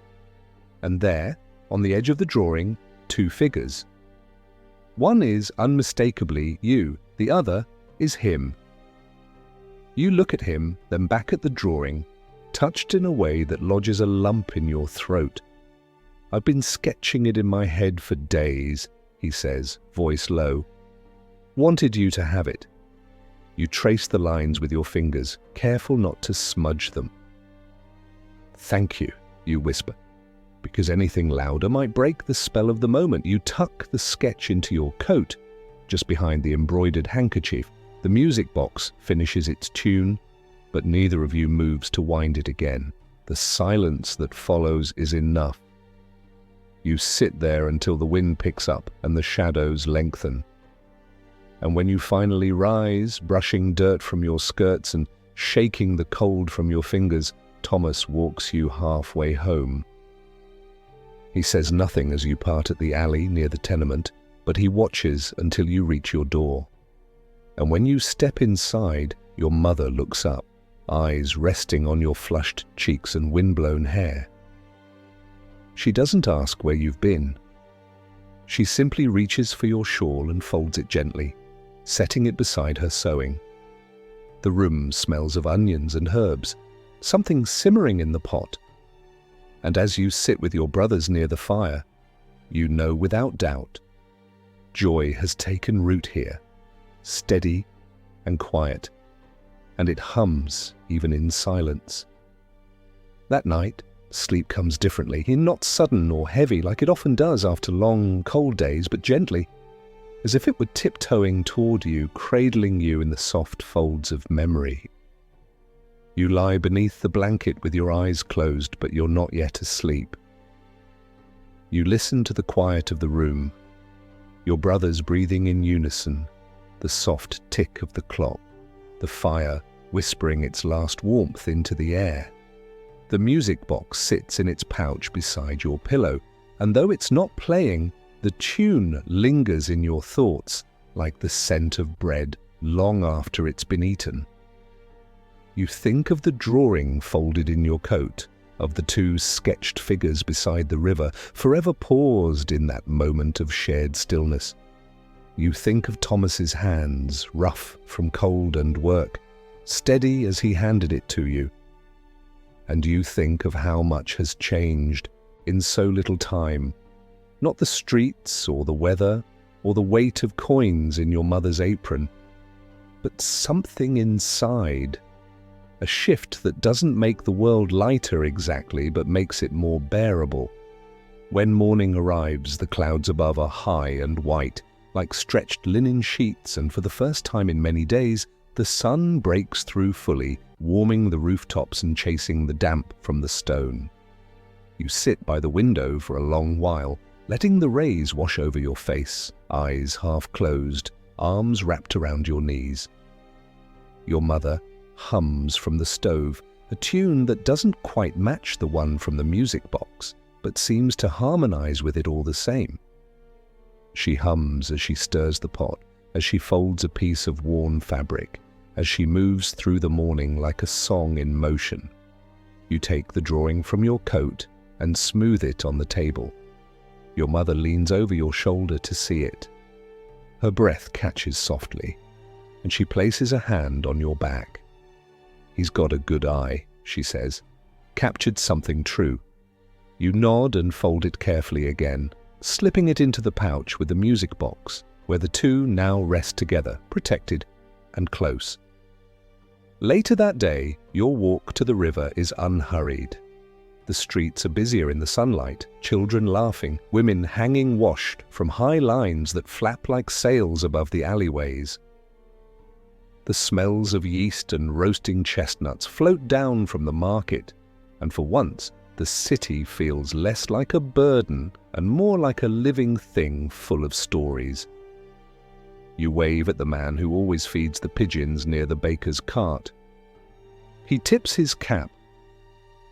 You don't know his name, but the familiarity feels like a kind of comfort. When you reach the crate, Thomas is already there, sitting with his knees pulled up, face turned toward the sky. His eyes are closed, and for a moment, he looks like he could be anywhere else, somewhere quiet, somewhere warmer. He hears your footsteps and opens one eye, then both, offering a half smile that softens the lines around his mouth. You sit beside him, the music box resting in your lap. He pulls something from his coat, something you didn't expect.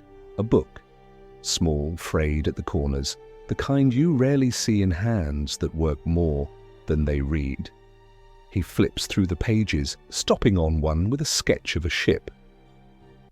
"Looks like your river drawing," he says, shrugging. "Thought you might like it."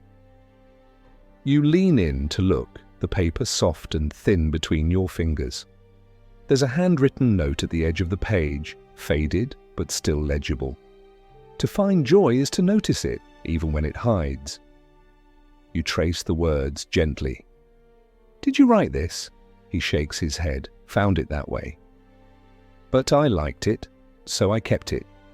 You nod and set the book beside you. Then slowly you wind the music box, letting the tune rise into the clear air. Today it sounds different. Not new, not altered, but brighter somehow, like sunlight, warmed the melody and sent it dancing. You and Thomas sit, quietly, eyes closed now, letting the music wash over you. He doesn't speak until the tune ends.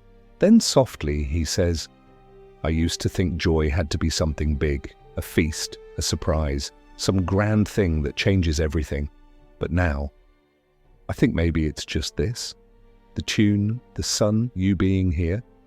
Your heart stirs at the words, not in a loud, dramatic way, but in a slow, certain unfolding. You place the box back in its pouch, press it to your chest, and breathe in the quiet around you. Even as the wind begins to rise again and the clouds roll back over the city, the warmth stays with you. A kind of quiet joy, delicate but rooted, like the music itself. And when you rise to head home, Thomas walks with you again, hands tucked into his coat, silence flowing easy between you. You don't need to speak. The tune has already said everything worth saying. The next few days slip by like rain over stone, each one damp and grey, with just enough sun peeking through to keep the mood from tipping into gloom. You begin to mark time not by dates or chores, but by the rhythm of the river and the quiet shared moments with Thomas by the broken crate. It becomes a kind of ritual now, this meeting place where words are spare but everything is understood. Sometimes he brings something small, a torn page from an old book, a withered sprig of rosemary he found by a kitchen window, once even a button shaped like a star. You bring the music box, always safe in its pouch, and each time it plays, the world feels like it softens just a bit at the edges. On one particularly chilled morning, you arrive first, your boots slipping slightly in the river mud, the sky overhead, a quilt of heavy grey. You pull your shawl tighter, sit down, and wait, eyes scanning the fog-thick path. He doesn't come right away, and for the first time in weeks, a flicker of worry prickles your chest.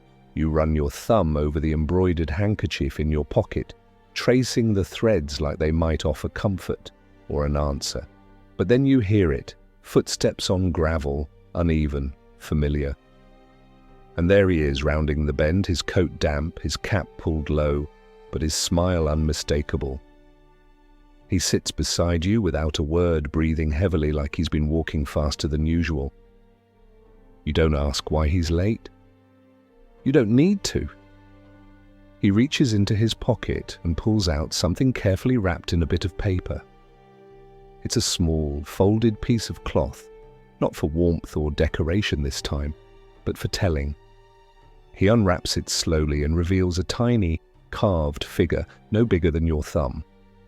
A bird, its wings spread mid-flight, its body rough but graceful.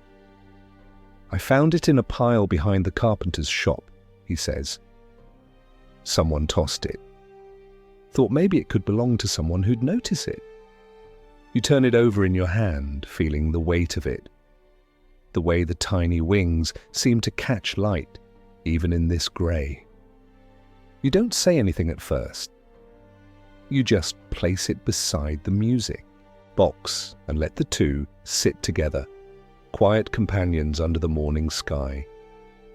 Then gently, you wind the crank and let the song begin. The tune rises into the fog, not cutting through it, but blending with it, as if the air itself has been waiting for the melody.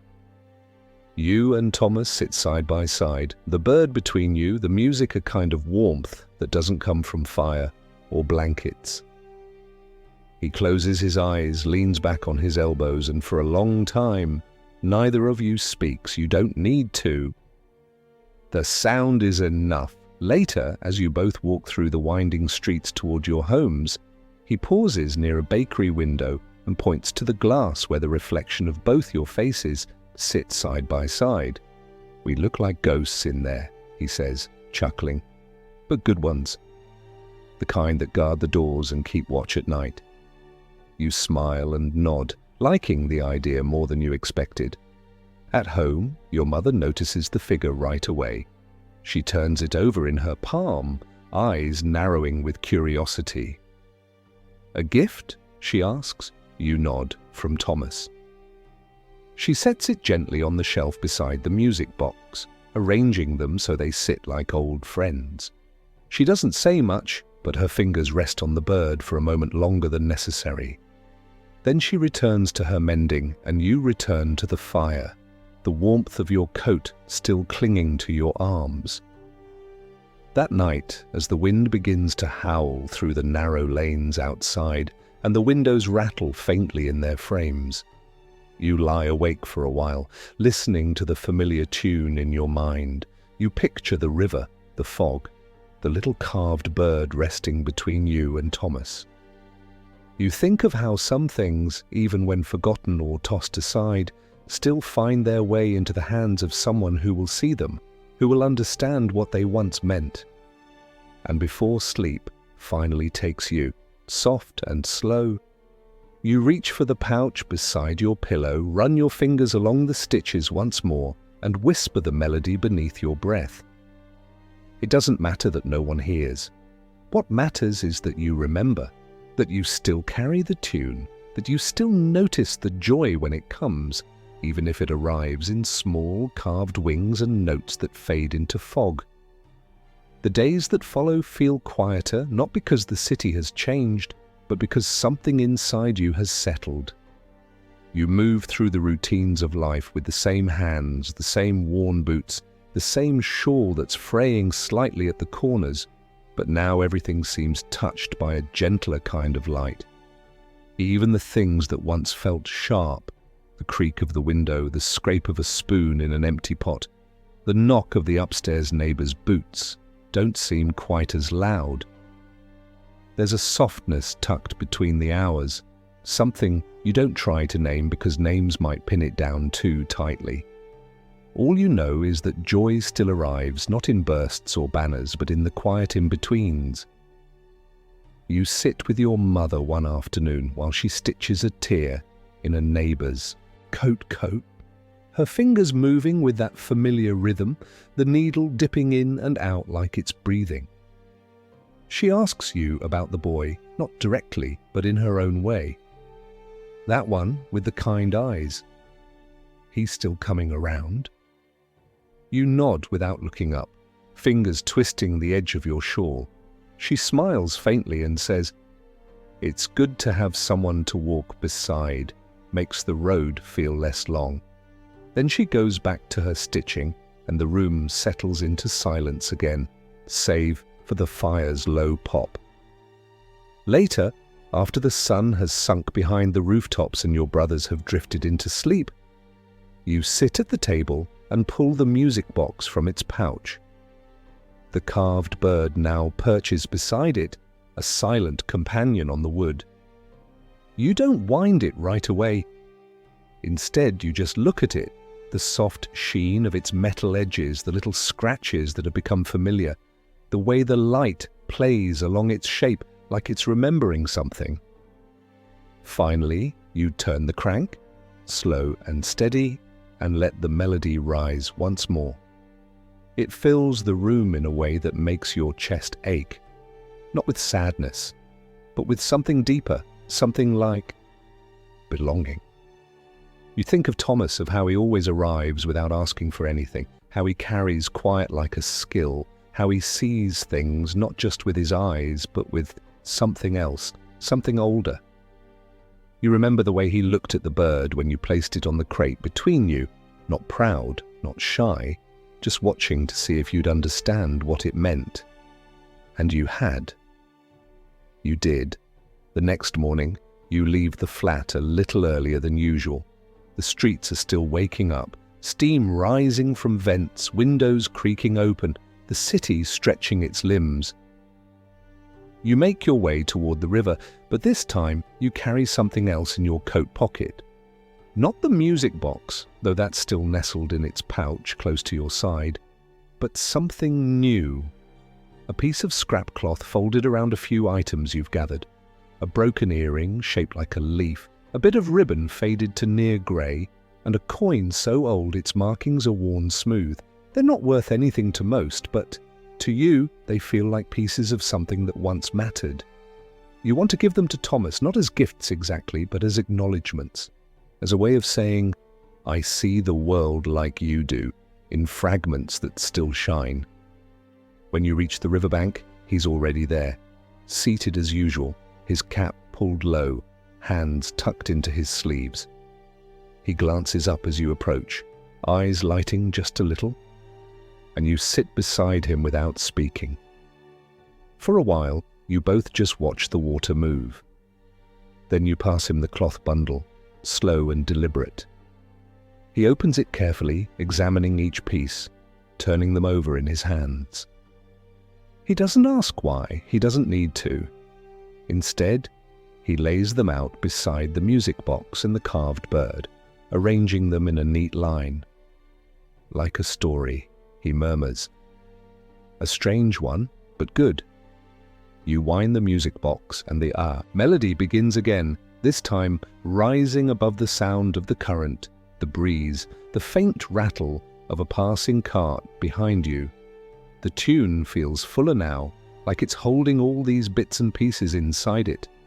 You close your eyes and let it carry you for a while, breathing in the damp air and the scent of earth that always lingers near the water. When the song ends, neither of you moves to break the quiet. You both sit there, letting the silence settle. After a while, Thomas speaks, his voice softer than usual. I used to think it would be better to forget things, to not carry them. But maybe we carry what's good the same way we carry what's hard. Maybe it's the same weight, just held differently. You look at him, his face half lit by the pale sun above, and you nod. It makes sense in a way words can't quite explain. That afternoon, as you walk back home with the empty cloth bundle in your pocket and the tune still humming in your ears, you pass the grocer's stall and see a pile of cracked apples set aside for feed. On impulse, you ask for one. The boy at the cart shrugs and tosses it your way. It's bruised but not spoiled. You carry it home and cut it into thin slices, sharing it with your brothers who don't ask where it came from. They just eat, wide-eyed, like it's something fine. And as the fire burns low that evening and the shadows climb the walls, you sit with your mother and hum along to the music box's lullaby. The carved bird rests on the shelf, the sketch folded in your pocket, and the cloth pouch beside your pillow. These small things, these unnoticed treasures, are enough. They are what hold the joy you've found stitched into the days and cradled by the quiet. It's a Tuesday, though the days don't wear names as clearly anymore. The sky is wide and low, full of soft light that doesn't quite become sun. You step outside with your coat fastened tightly, the air crisp but bearable, and your breath visible in faint puffs. There's a quiet murmur to the city today, like it's thinking to itself, turning things over in its mind before deciding how the day should unfold. You like mornings like this, soft, in between ones where nothing demands too much, and you can move through the streets without feeling swallowed by noise. The path to the river feels familiar now, almost like a hallway between rooms in your own home. You recognize the sounds before you see them, the uneven flap of washing in the wind above a window, the faint clatter of a milk cart, a dog barking 3 alleys away. There's even a rhythm to your footsteps on the cobblestones. Everything seems to fall into place like a song that doesn't need to be conducted. When you reach the crate, Thomas is already seated, as he often is, a folded bit of newspaper in his hands. He doesn't read it, not really. Just holds it, eyes watching the water, his thoughts clearly elsewhere. He looks up when you approach and, without speaking, pats the space beside him. You sit. The music box pouch rests between you both like a quiet guest, familiar and always welcome. For a while, there's only the sound of wind brushing past, stirring the reeds along the bank. Then Thomas speaks, his voice slow, steady, but not heavy. I was thinking last night about how things used to be, about when everything was just waiting for change, for something better. I don't wait the same way anymore. Now it's different. You glance at him but don't interrupt. He nods at the river. I think maybe it's not about waiting for joy. Maybe it's about letting it find you, like music in the quiet, or warmth in someone's eyes. I used to think I had to earn it, or chase it, but now I see it was always here, just small, like this. He gestures toward the music box, and you nod, winding it slowly. The tune begins once again, gentle and sure, wrapping the moment in something just a bit more golden. The river moves alongside it as if carried by the same tempo. You lean your shoulder slightly toward Thomas's, and he doesn't pull away. When the melody fades, the silence that follows doesn't feel empty. It feels full of everything unsaid. You take a breath and reach into your pocket, pulling out a new offering. An old key you found behind the stove yesterday, its metal worn smooth, its teeth dulled. It doesn't open anything you know, but you couldn't throw it away. Thomas takes it, weighs it in his palm, and nods. "It's a promise," he says. "A key always is, doesn't matter what door it fits.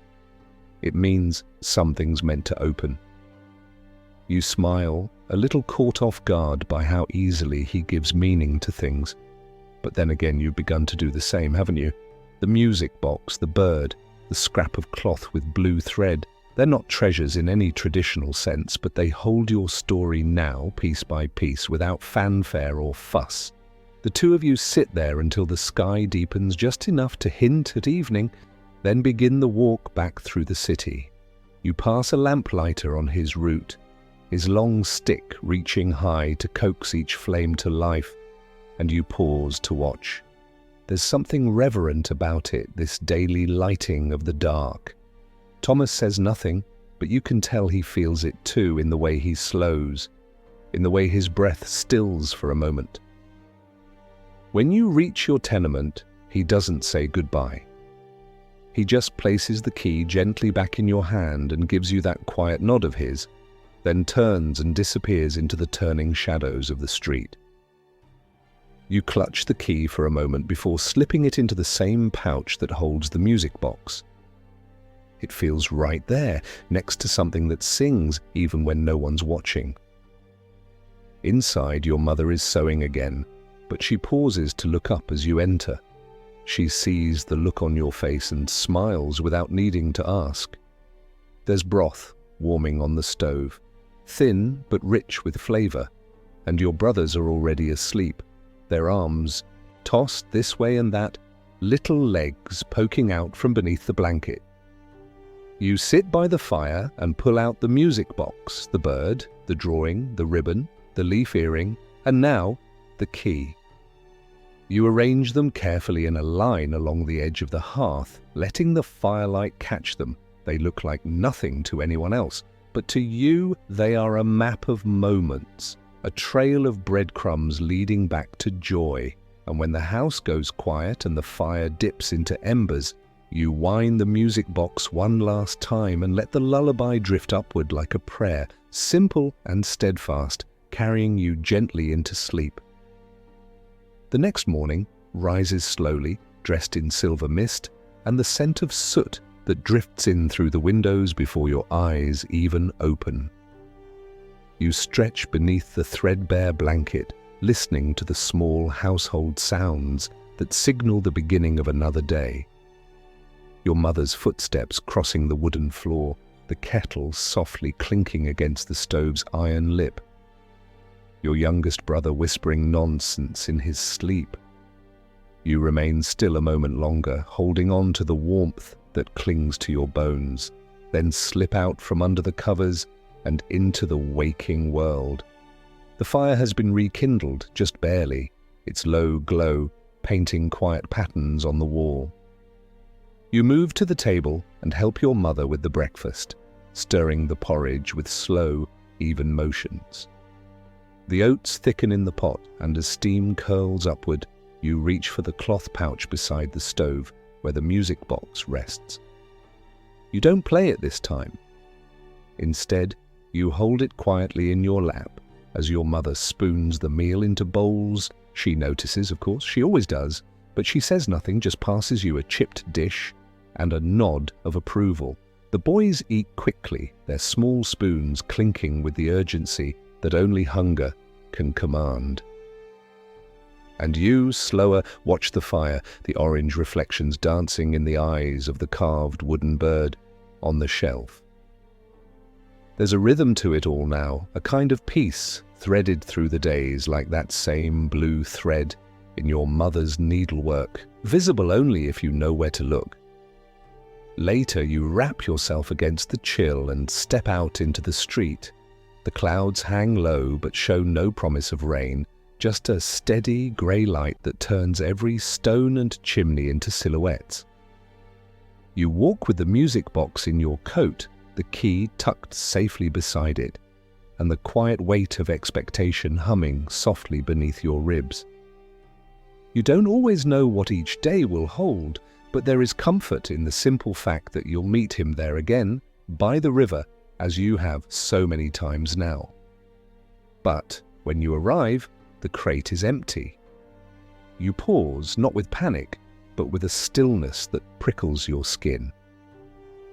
You glance around the edges of the dock, peer past the crates stacked haphazardly near the warehouse wall.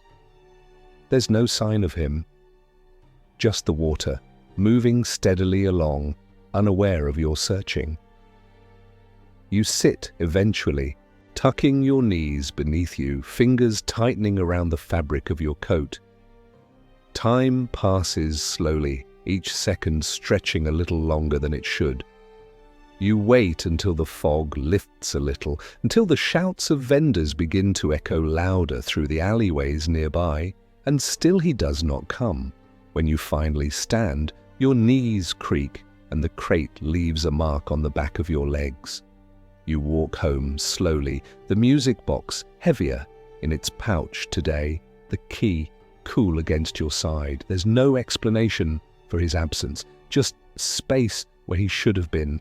Your mother notices the shift in your face the moment you walk in. She says nothing at first, but her eyes follow you as you set your shawl on the peg and move to the window.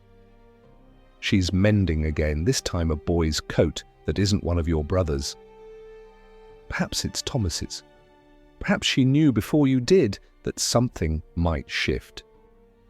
Still her needle moves steadily, thread looping in and out like breath, like patience. By evening, he still hasn't come. You play the music box that night, not for comfort, but for reassurance, as if the sound itself might summon him from wherever he's been swallowed. The tune fills the room as it always does, but it feels different now, still beautiful, but shadowed by absence. You watch the firelight dance across the small collection of trinkets on the hearth, each one a thread in the story you're stitching together. They're all here, in their proper place, all but him. Sleep doesn't come easily that night. You lie awake, listening for footsteps that never come, for the sound of laughter just beneath the window, or the soft knock of a stone against glass. But the world remains quiet, save for the ticking of the tin clock and the slow rise and fall of your brother's breath.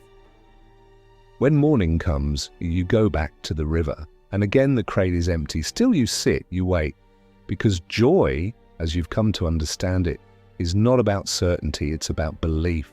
It's about presence. Even when what you hope for hasn't yet arrived, you sit with the music box on your lap, fingers running across the seam of the pouch. You hum its tune beneath your breath, gently like a call. Even in the waiting, you choose to believe. The music box remains untouched on the shelf. You've not wound it since the night you waited, with the sound of absence curling through the corners of your room. It feels strange not to reach for it, as if leaving it silent will bring him back, will somehow undo his not being there. Your mother moves quietly through the morning, sensing your restraint. She doesn't press. She simply places a warm, cloth-wrapped bundle into your hands before you leave, her own way of saying she sees you, that she's listening even when no one speaks. As you step out, the sky hangs heavy above, a canvas smeared with shades of grey. The drizzle isn't enough to drench, but enough to settle cold into your coat and the ends of your sleeves. Still you walk to the river, your boots splashing in shallow puddles, your eyes scanning every alleyway as if he might emerge at any moment, grin crooked, cap askew, carrying some new treasure tucked into his coat. But again, the crate is empty. You sit anyway. You lay the cloth-wrapped bundle beside you, your fingers drumming against the wood, your shoulders hunched against the chill. You unwrap the bundle slowly, revealing 2 slices of dry bread and a bit of onion tucked between, and eat it with slow, measured bites, not because you are hungry, but because it gives your hands something to do. The sound of the river is louder today, the current moving faster, slapping against the stone. The fog dances across the water like smoke curling around an old memory. You watch it for a long time, wondering where he might be, if he is warm, if he is safe, if he is thinking of you too. Your thoughts drift backward to the day he gave you the carved bird, the way he'd turned it over in his hand before placing it gently beside the music box, as though introducing two old friends. Or the afternoon he showed you the sketch of the two of you by the river, the way he'd captured the slope of your shoulders, the slight tilt of your head. He'd seen you so clearly in that drawing, and now that he was gone, you couldn't help but wonder what part of him you had missed seeing in return. You stay longer than usual that day, past the time when the vendors begin to pack up their stalls and the lamplighter walks slowly past, his long pole setting small fires into the dusk. The wind has picked up, teasing the ends of your shawl and stinging your cheeks. Still you stay. You wait. But he does not come. By the time you return home, the drizzle has soaked into your collar and your hair clings damply to your forehead. Your mother meets you at the door with a towel and a worried glance, brushing your cheek with the back of her hand. She doesn't ask, but she sees. She always sees. She hands you a bowl of soup, thin but hot, and gestures toward the hearth. The music box is still there waiting. You glance at it, then look away. That night, you lie awake again, the blanket pulled tight beneath your chin, the room dark save for the glow of embers. Your fingers reach for the music box but hesitate before touching it. You press your hand against the pouch instead, feeling the shape of it, the smooth, familiar curve of its form. It's still here. The music is still here, even if he is not. And though your eyes are heavy, sleep doesn't come right away. Your thoughts are too loud, too tangled in worry. But eventually the weight of the day pulls you down, and as you drift, you imagine the river. You see yourself there again, seated on the crate, the fog rolling in. Only this time he steps through it, smiling, as if no time had passed, holding something outstretched in his hands. A letter, maybe, a sign. You can't read it, but you feel its meaning all the same.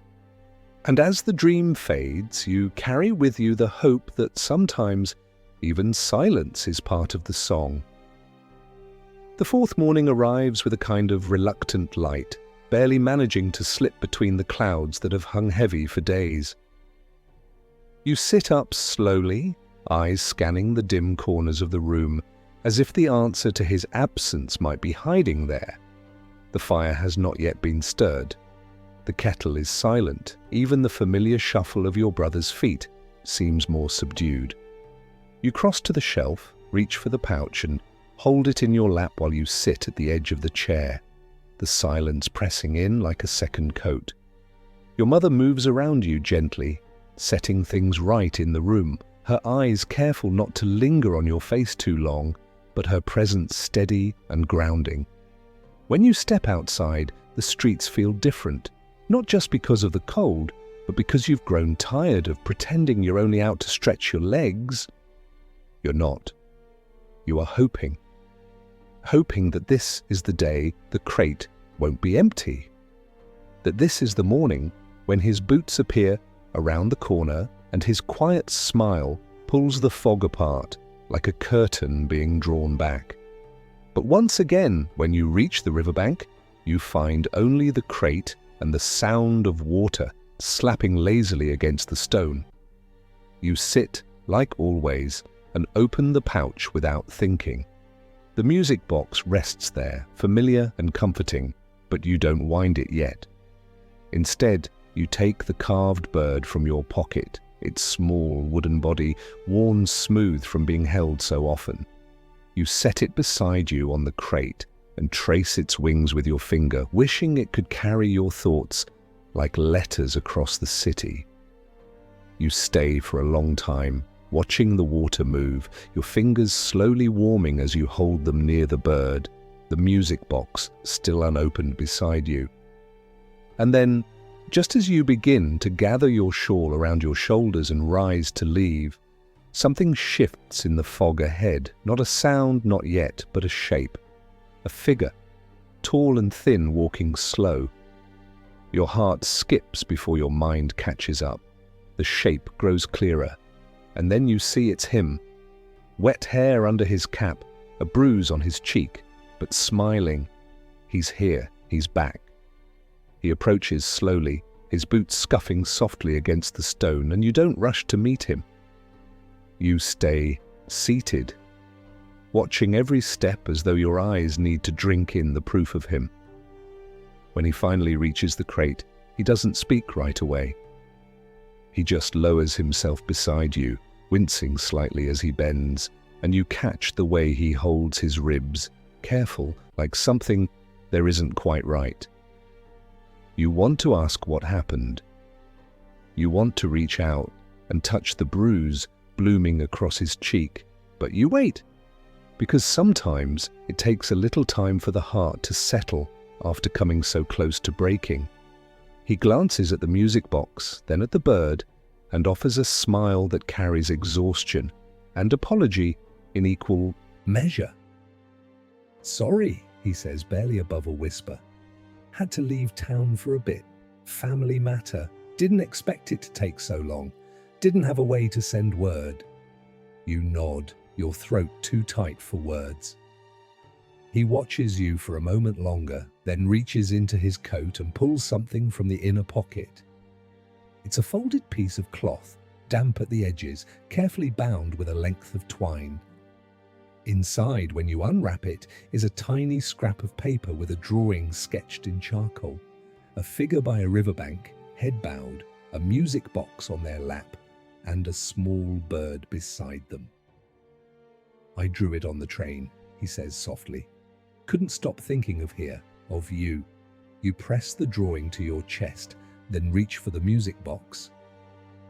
You wind it slowly, the first few notes fragile in the morning air. But they grow, they always do, and as the tune rises, your hand finds his, and together you listen to joy return. The music carries through the cool morning air like a thread mending something frayed. You sit there with him in silence, the tune weaving around your fingers as they rest gently together, neither of you needing to explain anything more. His presence beside you is enough. You feel the weight of those 3 missing days slowly lift, not in one grand sweep, but in soft, small moments, the kind that stitch themselves into your memory without asking, the kind that stay. When the song ends, neither of you moves for a while. The river continues its slow whisper past the dock, and above, gulls call out in the distance, their wings slicing through the grey sky like strokes of chalk. He leans back against the crate, the bruise on his cheek catching the light. And you wonder just how hard life pushed him while he was away. You know better than to press him for the whole story now. He will tell you in time, or not. And either way, you will understand. He reaches out and picks up the wooden bird, turning it over in his hand. "Still watching over us," he says with a soft chuckle. You nod, watching his thumb graze the curve of the wing. And then you pull the new drawing from your coat pocket, the one he gave you just minutes ago. You hold it up beside the bird, and he laughs again, a low, tired sound, but genuine. "I got the angle wrong," he says. "The wing's a little too short." You shake your head. It's perfect. It looks exactly how it felt. He looks at you then, not rushed, just steady and full.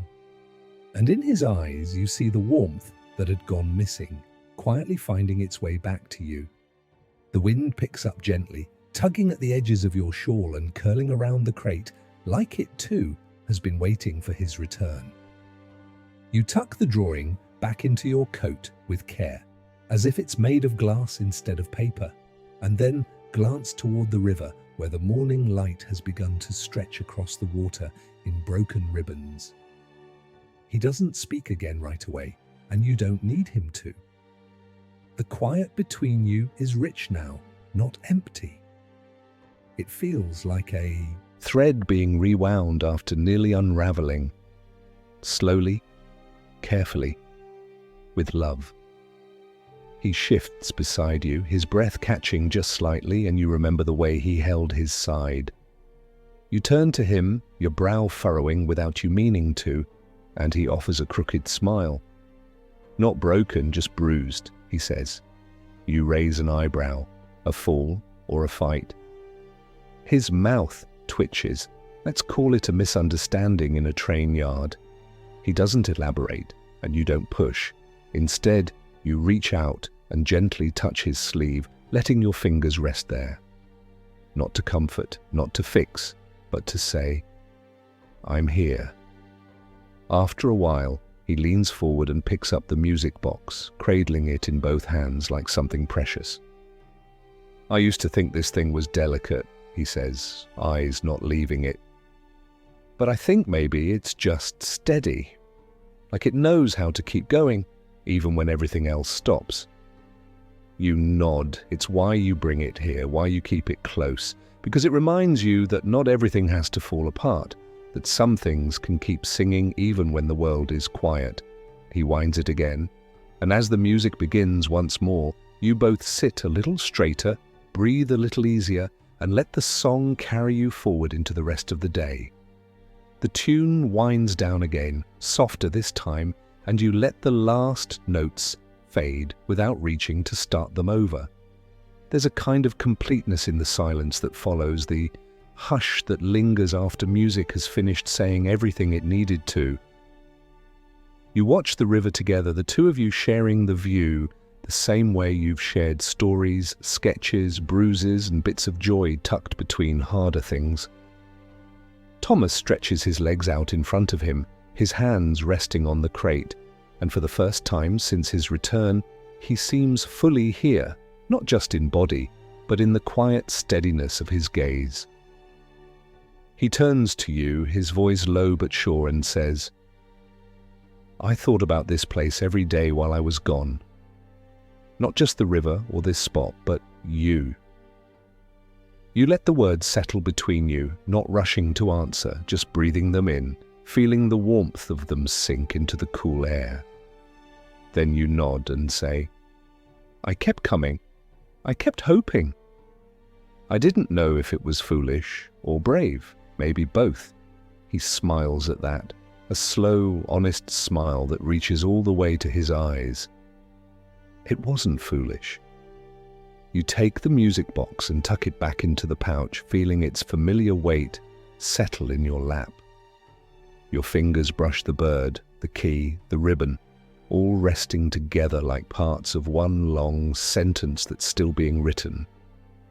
Then you look at him, really look, and you see the weariness in his shoulders, but also the quiet joy that has returned to the corners of his mouth. We don't need to speak of what comes next. Not yet, not today. Today it is enough just to be beside one another, with the music still echoing softly in your hearts. By the time the sun begins to dip behind the rooftops, the fog has started to rise. Again, soft and slow like breath on a window pane. You and Thomas sit close now, not from chill, but from something deeper, a shared quiet that doesn't demand words. He reaches into his coat pocket and pulls out a bit of folded paper, then hesitates before handing it to you. It's another drawing, smaller than the rest, its edges worn from being carried. When you unfold it, you find not a sketch of a place or a moment, but of two figures seated side by side, the music box between them, the carved bird perched on one of their shoulders. The faces are unfinished, just faint outlines, but somehow it feels complete. It feels like now. You smile without saying a word and fold the drawing carefully, tucking it next to your heart, where all your treasures seem to live lately. He watches you do it, his expression unreadable at first, then softening. You can keep it, he says. I made it before I left. Drew it one night when I couldn't sleep. Thought maybe if I sketched what I missed, it would keep the ache away. You nod, your throat tight. It did more than that, you whisper. It brought you back. The light fades until the world around you is lit only by the glow of the nearest street lamp, its flicker casting long, gentle shadows across the cobblestones. The music box stays tucked in your coat now, but the tune hums quietly between you. Not played, not spoken, but remembered. It's become part of your story, stitched into the rhythm of your steps, the weight of your coat, the warmth of sitting side by side on an old wooden crate, waiting for nothing more than what you already have. The next morning breaks with a fragile stillness, the kind that makes you walk a little slower and speak a little softer, as if afraid to disturb something delicate. You wake before the others and slip out quietly, the music box cradled in your pouch, and the newest drawing still warm from where it rested near your heart all night. The city feels hushed as you walk, the clatter of carts not yet echoing through the streets, and even the river seems to glide more gently beneath the bridge. There's a kind of peace in this early hour, like the day itself is offering a fresh breath. When you reach the crate, Thomas is already there, sketchpad open on his lap, his pencil moving in slow, confident strokes.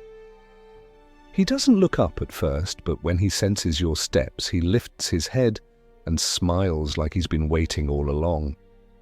You settle beside him, watching the lines on the page form something familiar. A row of windows with warm light pouring from one, a small shelf, just visible inside, and the faint suggestion of a music box resting there. He glances at you. Thought maybe the story should include your window too. That way, even when you're inside and I'm out here, part of us is still together. You don't reply right away. You just lean your shoulder into his and let the warmth pass between you. Then, wordlessly, you take out the music box, wind it with gentle hands, and let the melody rise once more. It floats upward, soft as ever, curling into the corners of the day like steam from a teacup. As it plays, you both look out at the water, letting the moment stretch and breathe, knowing it doesn't need anything more than what it is. The final notes drift into the morning like a sigh, light and full of something you cannot name but feel deeply. You sit quietly beside Thomas, neither of you speaking, as the melody fades into the hush of the riverbank. There is nothing left to say, not because everything has been spoken, but because the silence now is rich and content. The music has woven its way through your days, not with grandeur, but with tenderness, filling spaces you hadn't even known were empty. And now, as it ends, it doesn't feel like a goodbye. It feels like a resting place. Thomas closes his sketchbook and rests his hand lightly atop it. He turns to you, eyes thoughtful, then nods toward the music box. "You think you'll keep bringing it?" he asks gently. You nod, your fingers brushing the pouch on your lap. "Always. It's part of this place now, part of us." He smiles at that, and together you rise, slow and unhurried, the way you do when you know the moment will carry you for a long time yet. You walk back through the awakening streets, your steps light despite the weight of the world around you. The sky begins to brighten overhead, not with full sunlight, but with a soft silver that holds the promise of warmth. When you part ways at the corner, Thomas doesn't say goodbye. He just touches your sleeve briefly and gives that same small nod he always has, like a bookmark placed between pages to say, "We'll return to this." Later, as the fire flickers low and the house settles into its quiet rhythm, you sit beside the hearth with the music box in your lap. And when you wind it one last time for the night, it plays not just a tune, but a memory. a gentle, enduring joy that lives quietly right where you are.